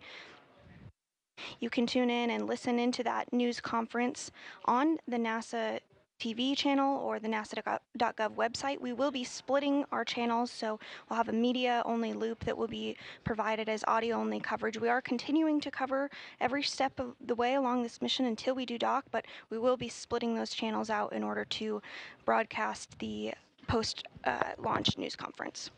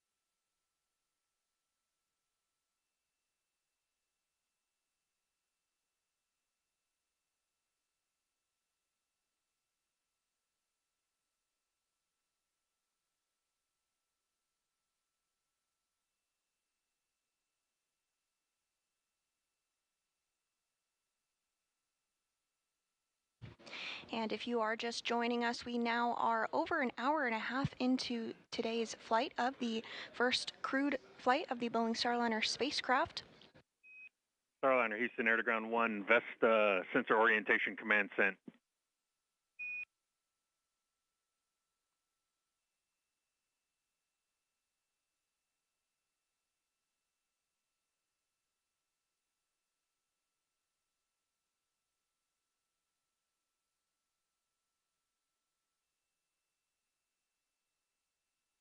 You did hear that call up to the crew regarding the Vesta, or the Vision-Based Electro-Optical Sensor Tracking Assembly. This is that vision-based system, really important for docking and tracking of Starliner. Later today, there will be an entire checkout and data collection of the Vesta system, and we'll be sure to cover it live every step of the way.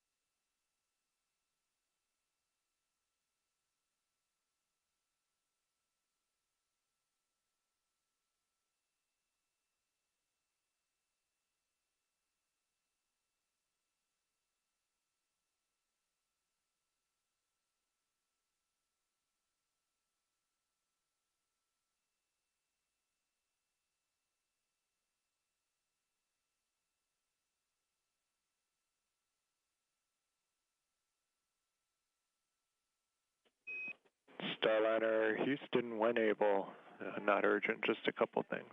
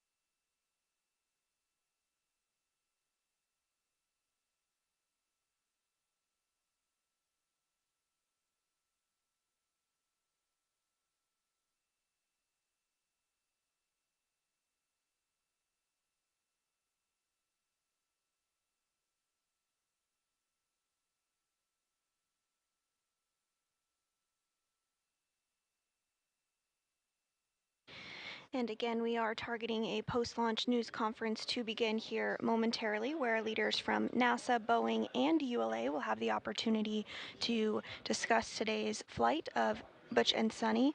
The successful liftoff occurring at 9:52 a.m. Central Time this morning. And those leaders will also answer questions from the media during that news conference. You can join and watch along on that post-launch news conference if you would like on nasa.gov or NASA Plus.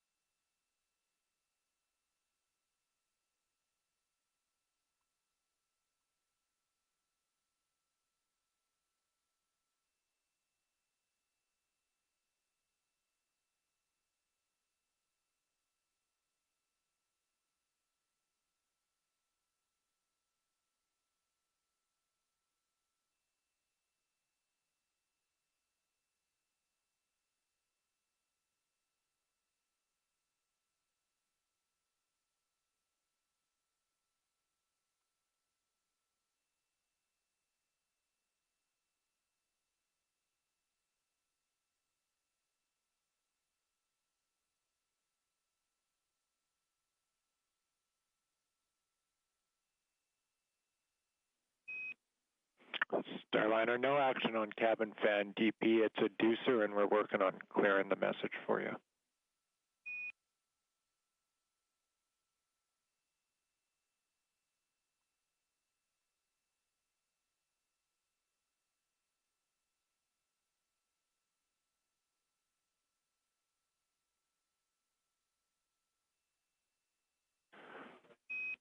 Starliner, we just want to make sure we have you after going back to 2 grounds and lower LDR. So do you hear this?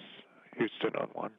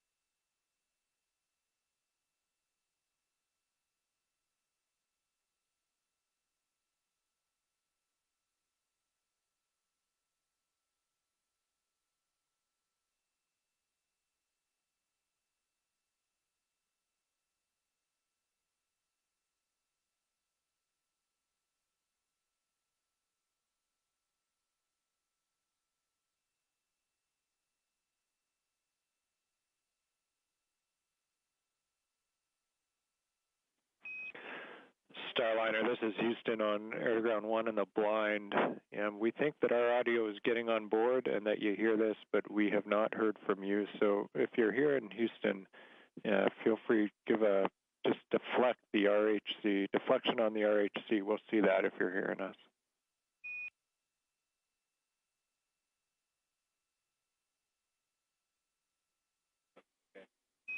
And we saw that, Houston. We saw the RHC, so stand by. We're still not hearing you on the loops, but we did see your action.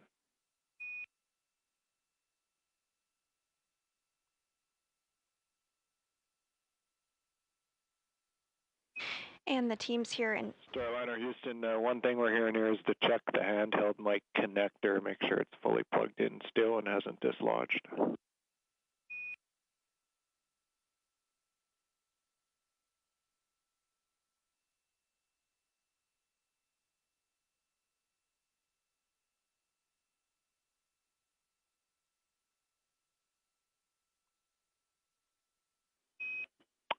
And Starliner, one more reminder, just things we can think of here is check that your chip is installed. You'll need that plugged in to use the handheld mic.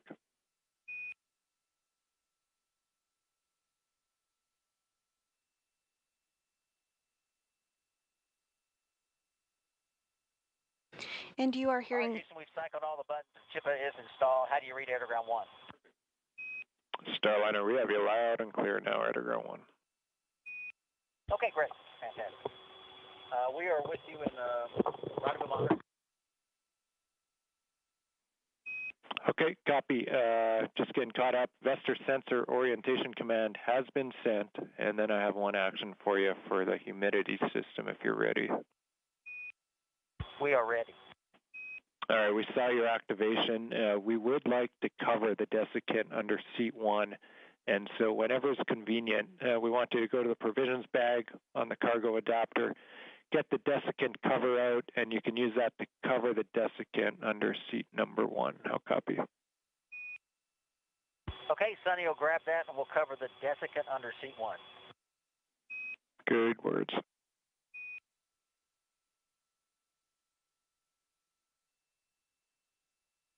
And I don't know if you heard our question earlier, but the male piddle packs, the urine packages, we cannot find those. We found the clips, but no pack. Okay, we did not hear that question, but we'll take it and get right back to you with an answer.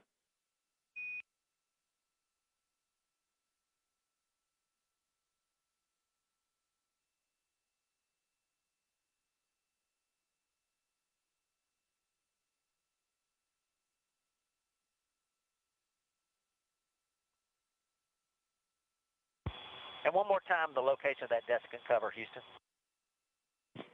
Yeah, it's in the cargo adapter on seat 5 cargo adapter, and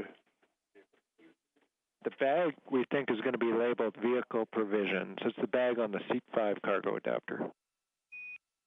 Okay, seat 5 cargo adapter, vehicle provisions, copy.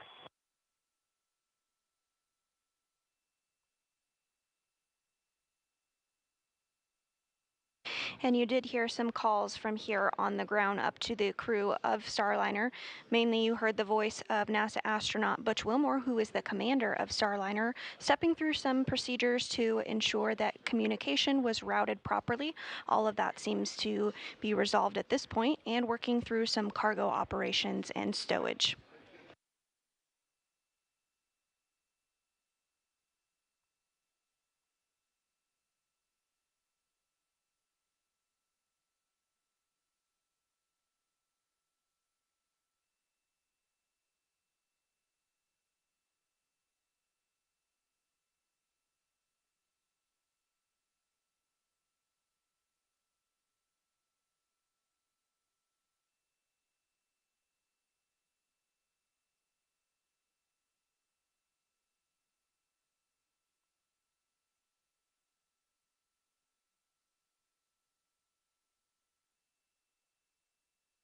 Okay, Houston, I put the cover on the underneath seat 1. For underneath seat 5, do you need something done there as well?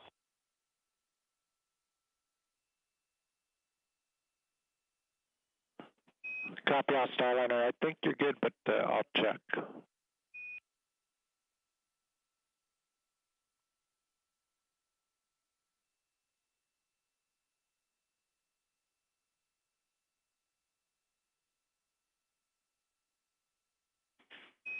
Sonny, we double checked and you're in a good config. No action needed under seat 5.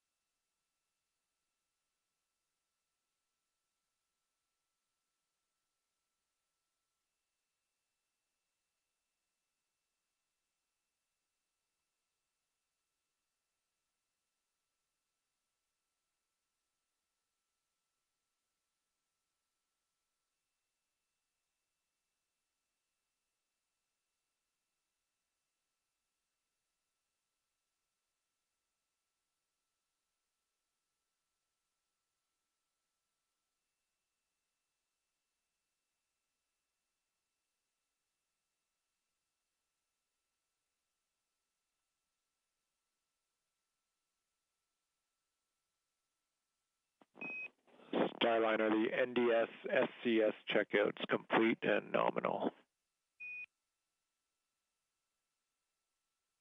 Outstanding. Thanks.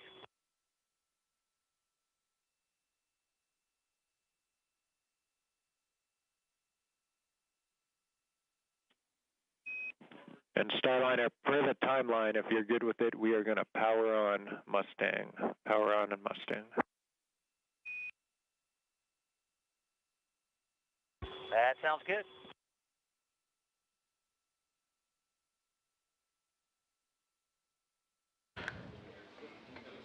Capcom calling up to the crew. They're going to power on the Mustang system. A reminder that Mustang system is the series of cameras and microphones that are throughout Starliner's cockpit. In this case, they're going to record a message to send down to Earth later. A few remarks on the mission so far, what Butch and Sonny are thinking. But they should be simultaneously downcasting that over the air-to-ground loop, and so we should be able to pick it up here on the live feed.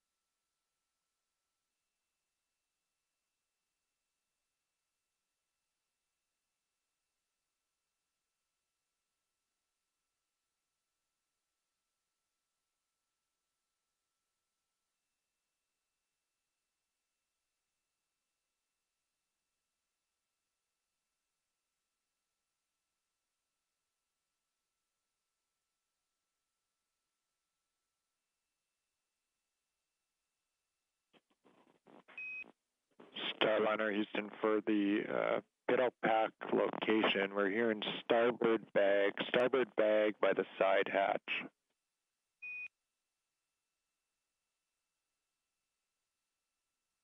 Say again, what was it you said the location for what? It's the location that you were asking about for the Piddle Packs and starboard bag beside the side hatch.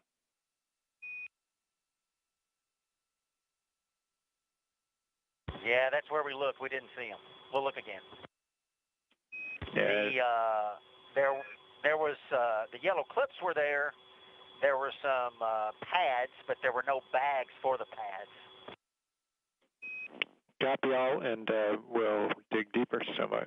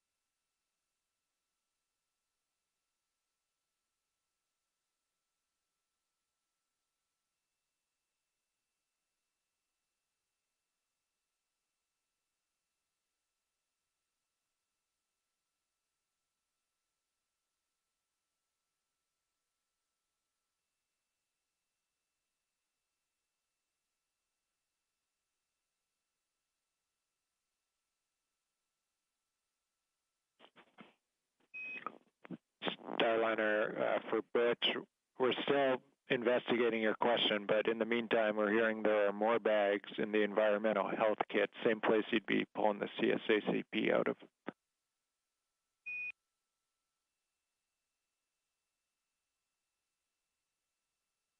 We copy. Yep, we found some bags. Copy. To get us to this point and then get to execute this mission, they really are part of our family. You know, a lot of people say I need to smile more, and I'm smiling, believe me. But it's a little bit of controlled emotion because there's a lot of phases of this mission, and we just completed the first one. You know, pre-launch and launch is just the first part of this. We now have to get to ISS, we have to dock, we have to do docking ops, we have to undock, we have to do re-entry, and we have to land. So each one of those phases we're going to really pay very, very close attention to. And our team is really focused on that. So, you know, that as we go through each piece of the mission, there's flight test objectives that we're going to go accomplish. And we've already started that. And Steve talked about a couple that we have in front of us to get to docking. And that's where our team is really going to be focused. This is a test flight. We've talked about this a number of times. And we're going to probably experience a few things that we got to go look into. And we'll do that, and we'll talk to you about them as time goes on. But we're going to learn from this, and we're going to have a great experience. We're on orbit with Butch and Sonny, and it's been a long time coming, and we're really, really proud of the team that got us here. Again, thanks to everyone for participating in this and getting us to this point. Thank you, and I'll turn it over to Tori. Thank you. Well, as you all know, this is our first time, and the bird made us work for it a little bit. Today we had a very quiet count, a dead nominal flyout, and I'm not allowed to release our orbital insertion accuracy bullseye yet because it's preliminary, but that might be the best one we've ever done. After we separated, Administrator Nelson and Pam Milroy turned to me and said, does this feel any different, Tori? Yesterday, I knew that I have come, you know, I'm coming up on 450 personal launches. Pretty sure I'd seen everything. But I have to tell you, there is absolutely nothing like this. And we are very, very proud to join this human spaceflight community. And I also have to acknowledge the very important contribution of Tony, because she showed me this morning that today, for the first time in this sequence, she had worn her lucky astronaut earrings, and then look at the result. So thank you very much. Proud to be with you all. Thank you all for those opening remarks. We're now going to open up the floor to questions to media here in the room and over the phone. As a reminder for those joining over the phone, you may press *1 to ask a question. Let's start here in the room with Joey Roulette right there. Thanks, Joey Roulette with Reuters. For Steve, you said you guys aren't tracking anything right now. Was the launch and deployment up until right now completely perfect? Did everything look fine besides the single thing you mentioned, or did anything happen that was off nominal? And for Mark Nappy, this obviously is a crucial moment for Boeing, and the mission's not over yet. But if you can speak a little bit to the broader kind of goals that the Starliner program plays for the company, if everything goes as planned, what does that mean for the company, and how do you guys move forward from that? Thanks. Yeah, so far we're really not tracking hardly anything. There was one temperature sensor that was a little bit showing a little warmer than the other sensor in the cabin, so it's near a light. So the team basically disabled that sensor from providing feedback. That was about the only thing that the team worked. And then again, the sublimator usage, the water usage. You know, water in space, if anybody followed the space shuttle program years ago, we used something called a flash evaporator system where we flashed water into space to take heat away from the coolant loops. And that was a problematic system that would freeze up and have funny. So anytime you use a system with water in space and you've got ice and liquid and then the vapor of steam, it's very tricky. So I think we're going to learn a little bit about that system. We have this refill capability we'll use to fill the system back up before we come home and land. But other than that, so far the vehicle's been doing well. And really the purpose of these checkouts is to understand the vehicle better, and then, you know, we'll look at the data in real time. We'll have a review every day of the spacecraft. We'll have one tomorrow when we get back to Houston. But so far, the vehicle's doing great.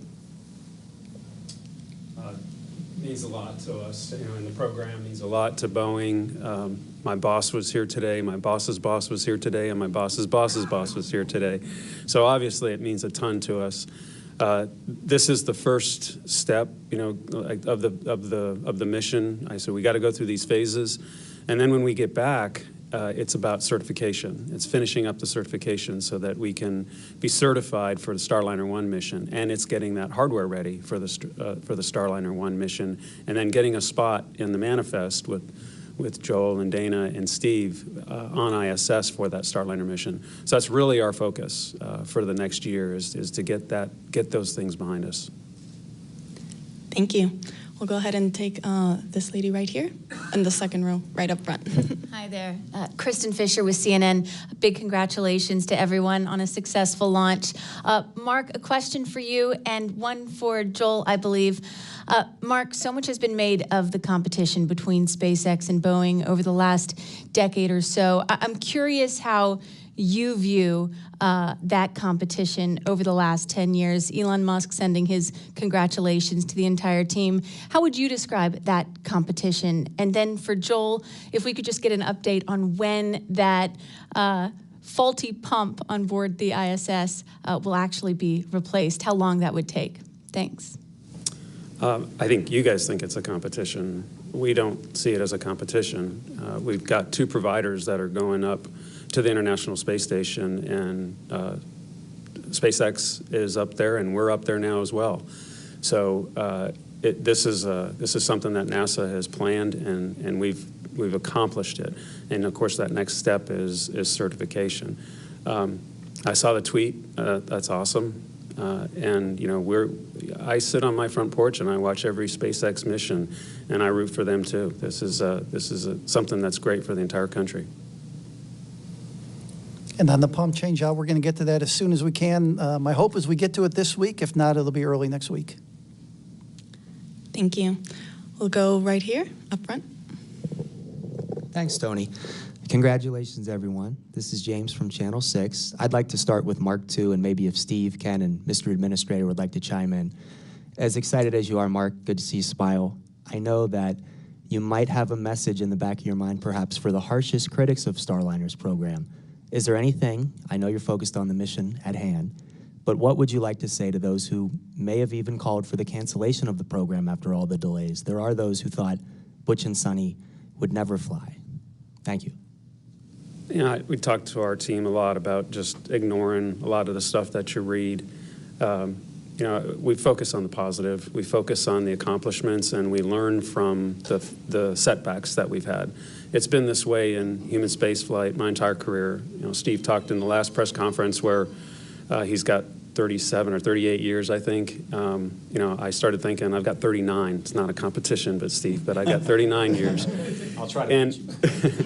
And I think about, you know, over the years, you know, how many bad headlines I've read about the shuttle program, International Space Station. And then I look back at those programs and look at how successful they were. You know, we had an incredible run with the space shuttle, and arguably we put the most incredible, fantastic engineering feat ever with assembling the International Space Station in space. And you know, someday we'll be looking back at this program the same way. And I'll add a little bit to that question. I got a lot of texts today too from a lot of people that I work with who were former shuttle employees. I got texts from the SpaceX community. I got texts from a broad range of people, all working in human spaceflight. I think the text to me meant a heck of a lot because they know how hard it is, right? I think we sometimes don't talk about the challenges of getting to flight.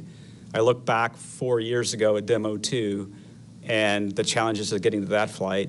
We had to redesign the parachute system on Dragon before that flight in the year before. We redesigned the propulsion system before. Starliner has had, you know, every development program has challenges on getting there. Space Shuttle had challenges. It was behind schedule on launching. Every single program, I think, it's just so hard to put all the pieces together. As Mark said, they all have to work as planned. You qualify them, you test them, and then you learn about them and you fly them in space. And so we've stood side by side with Boeing, working hard. We need 2 providers. We need 2 space transportation systems. It's hugely important to us. I think the whole community knows that. And it's just a tough endeavor to get to flight. And huge kudos to the entire team for getting there today. The administrator talked about perseverance, hard work, dedication. That's what I see from our team every single day. I wish I could explain it here, but these people are working long hours and figuring out ways to solve problems, whether it's a Boeing employee, a NASA employee, United Launch Alliance employee. So it's just great to be part of the team. Oh, yeah, well, I don't need You're to hit hot. that button, do I? No, you go ahead. I was just going to say that, folks like to judge early, and I would exercise caution doing that. You really don't know how great a program is until after it's finished. That's what I've seen with airplane programs and other aerospace programs through the years. It's also important to remember that we want more than one provider. It's really important to us, not just for ISS to have redundancy there, but we're trying to develop a new economy in low Earth orbit. And to do that, we want to have a field with multiple competitors. We'd like to see 3, 4 someday, right? And it starts by developing 2. Sorry to cut you off, boss. Not at all, not at all. He's the real deal, former space commander. The overall answer to your question is space is hard, and you better not mess it up by not going when you've tried out everything and you know that it is as safe as possible when you put a human on board. And sometimes that takes time. And the proof's in the pudding. Look what we've been through in all of the different space programs of NASA from the very get-go. And sometimes they were very painful. And when we didn't get it right, because mistakes were made, we, the entire country, suffered. So my hat's off to the team here. They waited until they got it right. As Joel said, we've still got some to come. Steve said this too, because this is the first time that the spacecraft that doesn't have wheels, like the shuttle did, is going to land on land. And it's going to come down in the Utah desert as the primary site. And so this is a whole new adaptation. So they waited until it was right. Thank you. Well, we'll take it right here up front. Yusuke Tomiyama, the Yomiuri Shimbun, Japanese Daily. My question is for Senator Nelson. You mentioned further lunar exploration in your first remarks, so I'd like to ask you, apart from Starliner, China's lunar probe successfully collected samples from far-side moon surface for the first time. So what do you think on this achievement, and do you have any plan to collaborate with China for science research of these samples? Thank you. Did you specifically ask at first about Chang'e 6 that landed on the far side of the moon? Okay. Well, my congratulations to the Chinese space program. I have said over and over that they have a very good program. They have made lots of progress in the last 10 years. I would like very much, and have said this publicly many times, for them to be more transparent, more open, less secretive. And yes, we need to cooperate on things.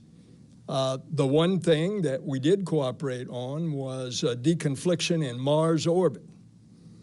But there are plenty of other opportunities for deconfliction and cooperation. And I would welcome that.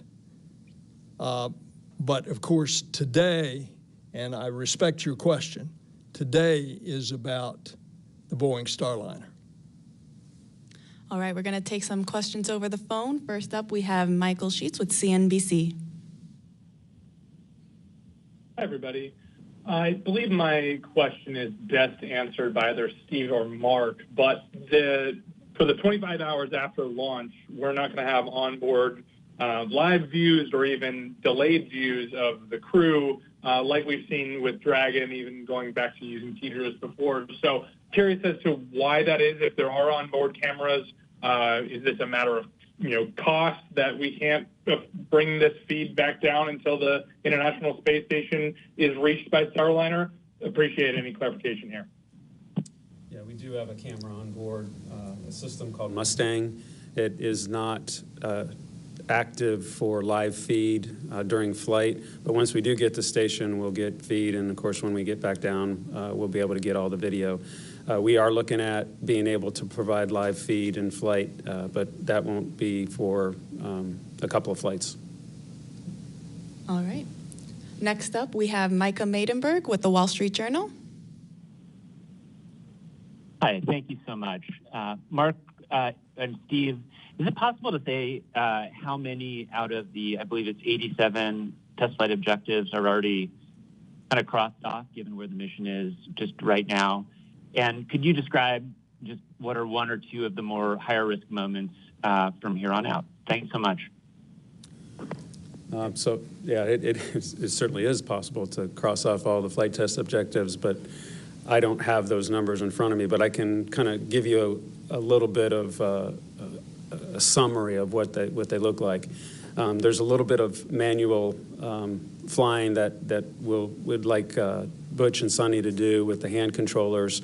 That'll happen here in the next day. And then there's a lot of, I'll call them ergonomic types of flight test objectives. How do the seats fit? How do the suits work? How do the displays look? And, and there's numbers that are associated with all those things that I just rattled off that add up into the 87. And then, of course, when we get close to docking, we'll do some more. And when we get docked, there's additional ones as simple as how does the cargo come out and how does the cargo go back in? Those are the types of flight test objectives that will be satisfying. Steve? Yeah, I think Mark said it well. We don't have the exact number today because they're happening as we speak here. Maybe we could talk a little bit about what we've accomplished after we dock. The big things coming up. Obviously, docking is a high interest event when you're bringing two vehicles close to each other, like Starliner as it approaches the forward port of station. That's a huge, big event for us. A very integrated event between the Starliner flight control team and the International Space Station flight control team. And then, once we get docked, we have a big objective to demonstrate what we call safe haven. So that's a demonstration where we have the crew go into Starliner and use only the Starliner assets. If something were to happen on station, we have this capability in both Dragon and very soon Starliner. We'll demonstrate that. And then at the end, obviously, the deorbit and landing are huge events that we'll continue to learn a lot about. I would say one thing, about the spacecraft is this is the first time with a crew on board. So first time that the life support system is operating today. We've tested it on the ground. It worked great, but we're learning a little bit about that as well. Huge, important objective for the flight as well. Thanks. We're going to take one more question over the phone before we come back to the room. We have Andrea Leinfelder with the Houston Chronicle. Hi, congrats on the launch today. Understanding that these could change, can you give me the dates you expect Starliner will undock from the station, and then the date and location you're targeting for landing? Thank you. Yeah, we have a number of landing opportunities. The first one would be the earliest would be June 14th. We would undock around 3:17 in the morning. That would be Central Time. With a landing around 8:38 Central Time. That would be at White Sands Space Harbor. What we really want to do is kind of look at the overall mission as it's going, and then Joel has some activities on the space station, and so we may adjust that date a little bit to accomplish some International Space Station activities. There's nothing magic about that date. A few days later, we have another set of opportunities as well. So we'll take a little time once we get docked. work with Joel and his team. He talks about some spacewalks that they would like to do as well, and so we'll work out the choreography of all those different events. But right now we're really focused on Starliner and docking tomorrow. All right, we'll take some questions here in the room. We'll go to Ken Kramer. Hi, thank you. Congratulations to everybody. It was spectacular to see that after so many years and hard work. So Ken Kramer, Space Up Close, right? So Tori, I want to follow up on a question I asked you at the end of the last briefing. You mentioned that, you don't do the RAN steering, and it's a unique orbit, suborbital, actually, that you deliver it to. So I guess, and for safety reasons. So I'm kind of curious, why don't you use a third SRB to get to orbital velocity?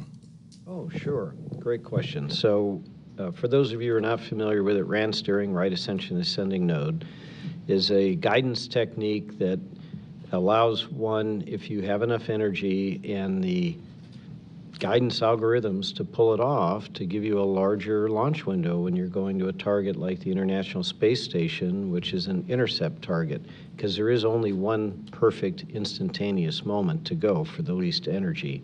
That technique allows you to go early or go late, and then without wasting very much energy, re-intersect onto that ideal path.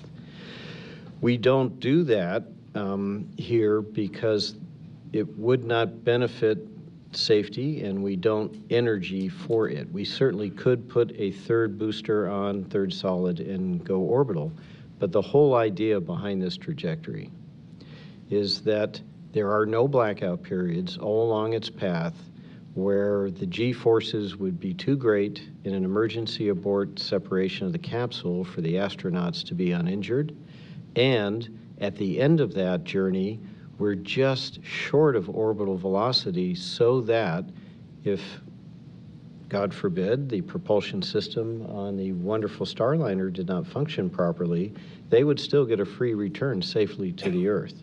So it's all about crew safety. It's really not about performance. And that gives us every possible chance to make sure the crew is safe throughout that trajectory. That causes us to fly low and flat for us, which is why we have an extra RL-10, because you need more thrust to do that. Does that make sense? Well, I still don't understand why the third SRB doesn't change the situation. We could put a third SRB and we could go orbital, but then at that point, if we didn't have propulsion on the capsule, they could not free return. They'd be stuck in orbit until they naturally decayed, which might take a while. You'd have to look at what does that do to your acceleration profile in first stage. If you had a third solid rocket motor on the side, that's going to get you going a little faster in that first stage. And then we'd have to go look at, as Tori said, what we want to have is if anything happens to the rocket, essentially the starting point for the capsule trajectory is where the rocket is. And so you have to look at the Gs and the heating and the heat shield on the way on the other side.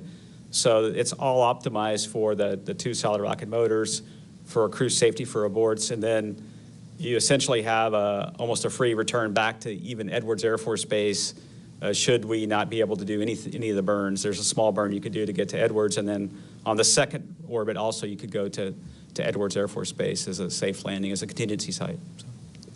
Thank you. We'll bring it over here to this gentleman. Hi, thank you. Sawyer Rosenstein, NSF. I guess for Joel or Mark, kind of continuing off the other question there, what would be some of the test objectives that might influence whether or not you go beyond the week docked to the ISS? Is there anything in particular that would benefit from that extended time, or that would require extended time that you could do if you stay docked? To me, you got to check out the system and see what the system gives you, right?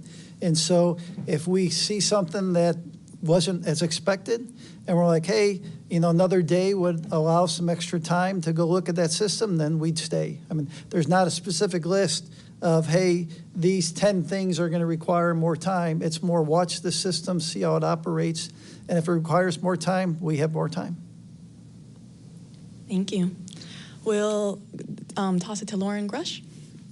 Lauren Grush with Bloomberg. I think my question is for Steve or for Mark. You mentioned that you weren't really working any issues, but I am curious how this flight is comparing to the experience of the uncrewed test flight that you had and the issues that were experienced during that mission. Do you feel confident that those problems have been resolved based on what you're seeing with this flight? I could start off, obviously on orbit flight test 2, the uncrewed flight, we saw some OMAC thrusters that failed off during the orbit insertion burn. Today, that first burn, I was really excited to watch it. I think it was like about 72 meters per second.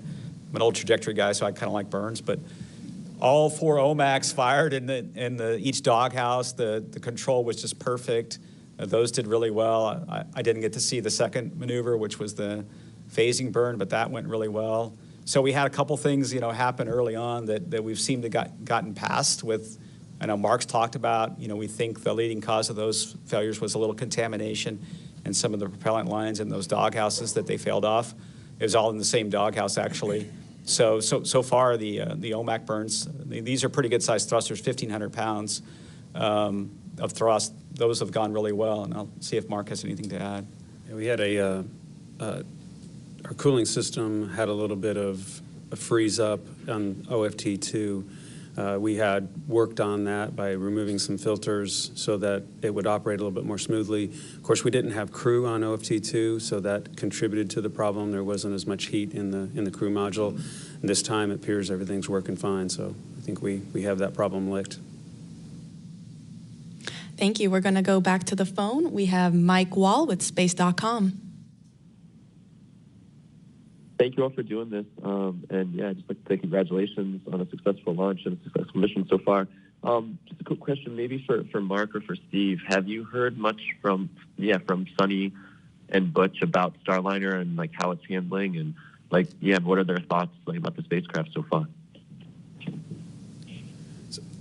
Steve, I haven't heard anything at all. I've been busy preparing for this and a little bit of celebration.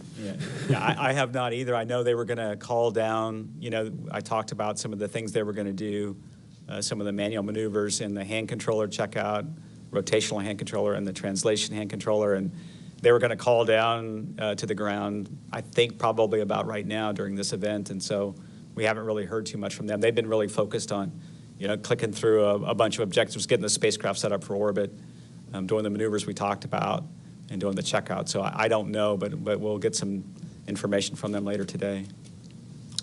Next up, we have Issam Ahmed with AFP. Yeah, thank you so much for doing this. First of all, for Steve, I was wondering if you could reflect a little bit on the fact that, you've been in this your job for so long now, and to see this day finally come. Could you reflect a little bit on what that means to you? And for Ken, specifically, I think you mentioned earlier in the call that you might like to expand these commercial providers to 3 or 4. Could you sort of go into further details about what you meant by that? Because I hadn't heard about that before. Oh, and finally for Steve, if I could sneak in one more. Regarding the sublimator, you're pretty confident that you'll have enough water backup for the landing? Thank you so much. Yeah, I'll take the first question. I just felt really proud today of the team. Having been with the team for 8.5 years now as the deputy program manager, I see the hard work of the team and just felt, a sense of accomplishment from watching the team work so hard, of getting this first step done, of getting Butch and Sunny on orbit, getting a couple burns executed. It was a bit of an emotional time for me because you just see how hard people work, and they put their blood, sweat, and tears into it every day of their life. Sometimes their families, suffer as they work nights and weekends on analyses or resolving challenges, and just super proud of the entire team. When I say team, I talk about the NASA team, the Boeing team, United Launch Alliance team, the Space Station Program team, and as Mark mentioned, we get to work with a lot of suppliers as well on the NASA side. These people are committed to human spaceflight. They know how hard it is. They know what it takes, and I was just super proud of the team. Yeah, when it comes to the additional providers, We work with other providers in addition to Boeing and SpaceX and the Dragon and Starliner teams to help them as they're thinking about someday building crew vehicles or converting their vehicles to crew. But we don't have any procurement in place to do that, nothing where we're going out trying to buy additional services at this point. But I would love to see the low Earth orbit economy grow so much that we need all those vehicles, right? So that was behind my statement is I would like to see that growth in low Earth orbit so that we see this vibrant activity with lots of different launches with lots of different vehicles someday. I think there was a second question I failed to answer on the sublimator. There is a refill kit, and it's able to refill the tank. Essentially, you carry up some spare water, and there's a connector hose that hooks up to the system, and that should provide all the water we need for the landing. So. Thank you both. We'll now head back to the room. We have Manuel Masanti over here.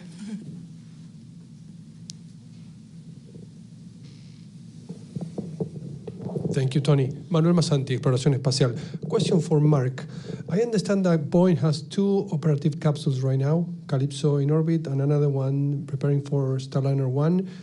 Do you have the intention of having more of them? Like a third one is being in production, or with 2 is fine for the operational missions? Thank you. For the flight rate that we have right now, flying once a year, 1 is plenty. But to fly twice a year, which is a request from NASA on our contract, we need 2 capsules, so to turn them every 6 months. So 2 is sufficient for what is in the plan. If, like Ken talked, if there becomes a low Earth orbit market where there's additional international space stations, additional flights, then that would drive additional vehicles. Thank you. We'll now go to this gentleman up front here. Yes, hi, Bert Dicht from the National Space Society. I'd like to ask a question to Tori. You mentioned this is your first crewed launch of a spacecraft, and obviously you'll be going through your processes and procedures as you prepare for the next one, but any initial impressions about everything in terms of this flight? Yes, well, I'll just say that, we had, as you know, 2 scrubs that preceded this, and they were routine issues that, we'll be able to take corrective actions for and be less exposed to that kind of issue going forward. So it gives us a little bit more focus on launching on time as well as mission success. I was proud of my team that they took no shortcuts, and throughout this process, we kept focused on Sonny and Butch because that is a more precious payload than we have ever flown before. So yes, like the Starliner team, like the NASA team, every mission is followed by, a hot wash and lessons learned and improvements going forward. Thank you, Tori. Next up, we have this lady right here up front. Gina Sinceri, ABC News. I'm not sure who would know the answer to this. Did Butch and Sonny say anything on the ride up to you or any response? Sorry, who was the question for? Did Butch and Sonny say anything? Is that what your question? Right. Did you get any feedback from them on the experience going up? I didn't copy anything on the comm loops. I mean, they were professional test pilots on the way up, looking at the various abort boundaries and looking at the systems. And, you could tell they were excited and ready to go. We heard their remarks before they lifted off. And so, no, I don't think they said much. I can imagine their faces when they got in orbit and, in zero-G, and just imagine how excited they were congratulating each other to be in space. And after participation in this whole development of Starliner. So. My guess is they never lost their smile. Yeah. They did congratulate Tori for becoming part of the Human Spaceflight Club, which I think we need to cut his tie or something. Yeah, that's true. Yeah. Thank you. We'll now go back to the phone. We have David Denault with About Space Today. Good afternoon. And I guess it's not maybe a coincidence that both the administrator and the associate administrator are sitting next to each other. But gentlemen, each of you had a unique experience. STS-61C and STS-73, long delays. how do you put yourself in like Butch and Sonny and all of their delays? What was that like? Okay, well, first I'll say that the administrator and he actually has the record because he did it first, but they scrubbed 6 times on his launch, and on one of my launches we scrubbed 6 times. So Bush and Sonny, they didn't come anywhere close to that, right?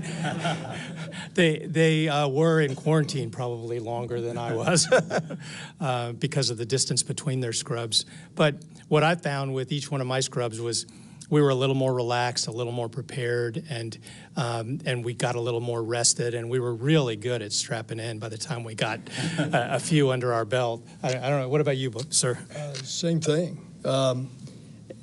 At least the weather was not a concern for the 3 times on Starliner. The weather certainly played a big part with regard to some of our scrubs. So, yeah, it gets old hat when you strap in, and it's just another day at the ranch. Thank you. We can now take one more in the room. We'll go to Will Robinson-Smith right there. Thank you, Will Robinson-Smith with Spaceflight Now. Appreciate the time and congratulations again. Question for either Ken or Steve. Assuming that everything goes well with the rest of this mission, you get back, you get through the data, and you press on to Starliner 1 next spring, has a decision been made on the seat swap agreement with Roscosmos and their cosmonaut and how that flight situation will work in 2025? Thanks. Well, on the seat swap agreement, I'll talk about that, and Steve can talk about the other part. Our Russian colleagues want to get more data and see how this mission goes, and then we'll talk with them. They've said previously that they want to see 3 crewed flights before they're ready to do a seat swap. So we need to work through that with them, and Joel might have something to add there. He's been working that when he was the ISS program manager. Yep, we already have 1 seat on the Dragon mission, but the plan is to get to do the crew swap on both vehicles as quickly as we can. And so, as Ken said, we'll be watching this mission, taking lessons learned, and then as quickly as we can, we're going to be putting that in place. Yeah, and our goal is to, once we get the flight back, get Butch and Sonny back landed safely, evaluate the data, complete the certification that Mark's talked about, and then, we'll get Starliner in the rotation as soon as we can.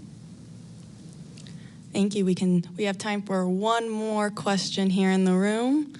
All right, we'll go to Jeff Faust right there. Jeff Faust of Space News. Probably for Steve or Mark, just to follow up on an earlier question about video from inside the capsule. How long after Starliner gets to the station will you be able to bring back some of that video? I think there's a lot of interest and maybe even expectation to see what it's like inside Starliner. I don't know the answer to that. I'm not sure, Jeff. I know we'll have to downlink the data. It's all recorded on board Starliner, and then I assume we'll get it down within a day or so of docking. But I don't know the details of that, so I apologize. We'll make sure to get that information for you, Jeff. Thank you all to our panelists, and thank you to all the media. That's all the time we have for today, but we want to thank everyone for taking the time to ask their questions and for our panelists for answering them. Starliner is scheduled to dock to the forward-facing port of the station's Harmony module tomorrow, June 6th at approximately 12:15 p.m. Eastern Time.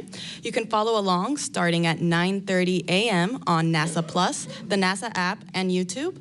And here's a look at the highlights of this historic day. Thank you, and go NASA, go Boeing, and go CFT. Here are the astronauts, Commander Butch Wilmore and pilot Sonny Williams, as you can see, suiting up for their mission into the history books. This is a tradition. The whole idea here is to lose to the chief. Out of the suit-up room, Commander Butch Wilmore and pilot Sonny Williams walking to an elevator at the end of the hallway. Our CFT crew taking their first steps outside, now en route to Launch Pad 41. Crew transport vehicle is entered the pad. Butch and Sonny arriving on level 12. Last look at planet Earth for a while, saying hi to us. Hi, Sonny. Butch getting in there. Gotten strapped into their seats here. Hatch closure complete. Roger. 3, 2, 1, ignition. Liftoff of Starliner and Atlas V, carrying 2 American heroes, drawing a line to the stars for all of us.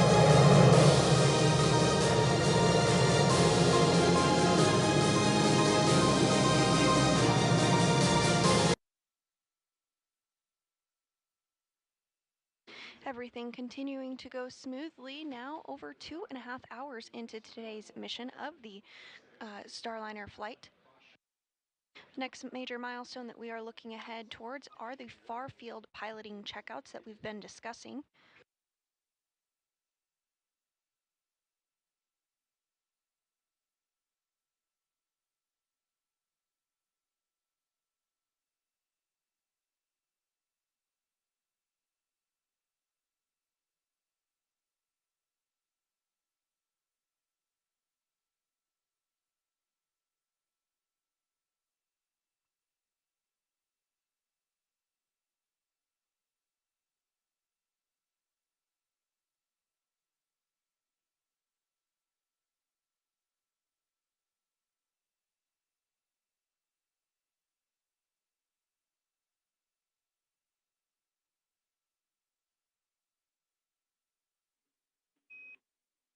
And Sonny, for that tablet that you have plugged into the charger, we'd like you to unplug it and plug it back in, and tell us if the tablet's telling you it's receiving a charge.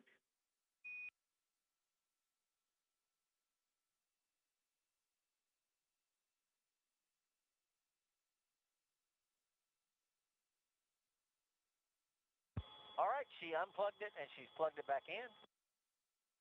And we've got the little plug symbol that says it's receiving charge.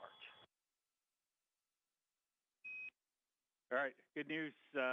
We'll watch that one for a little bit, then we'll check back on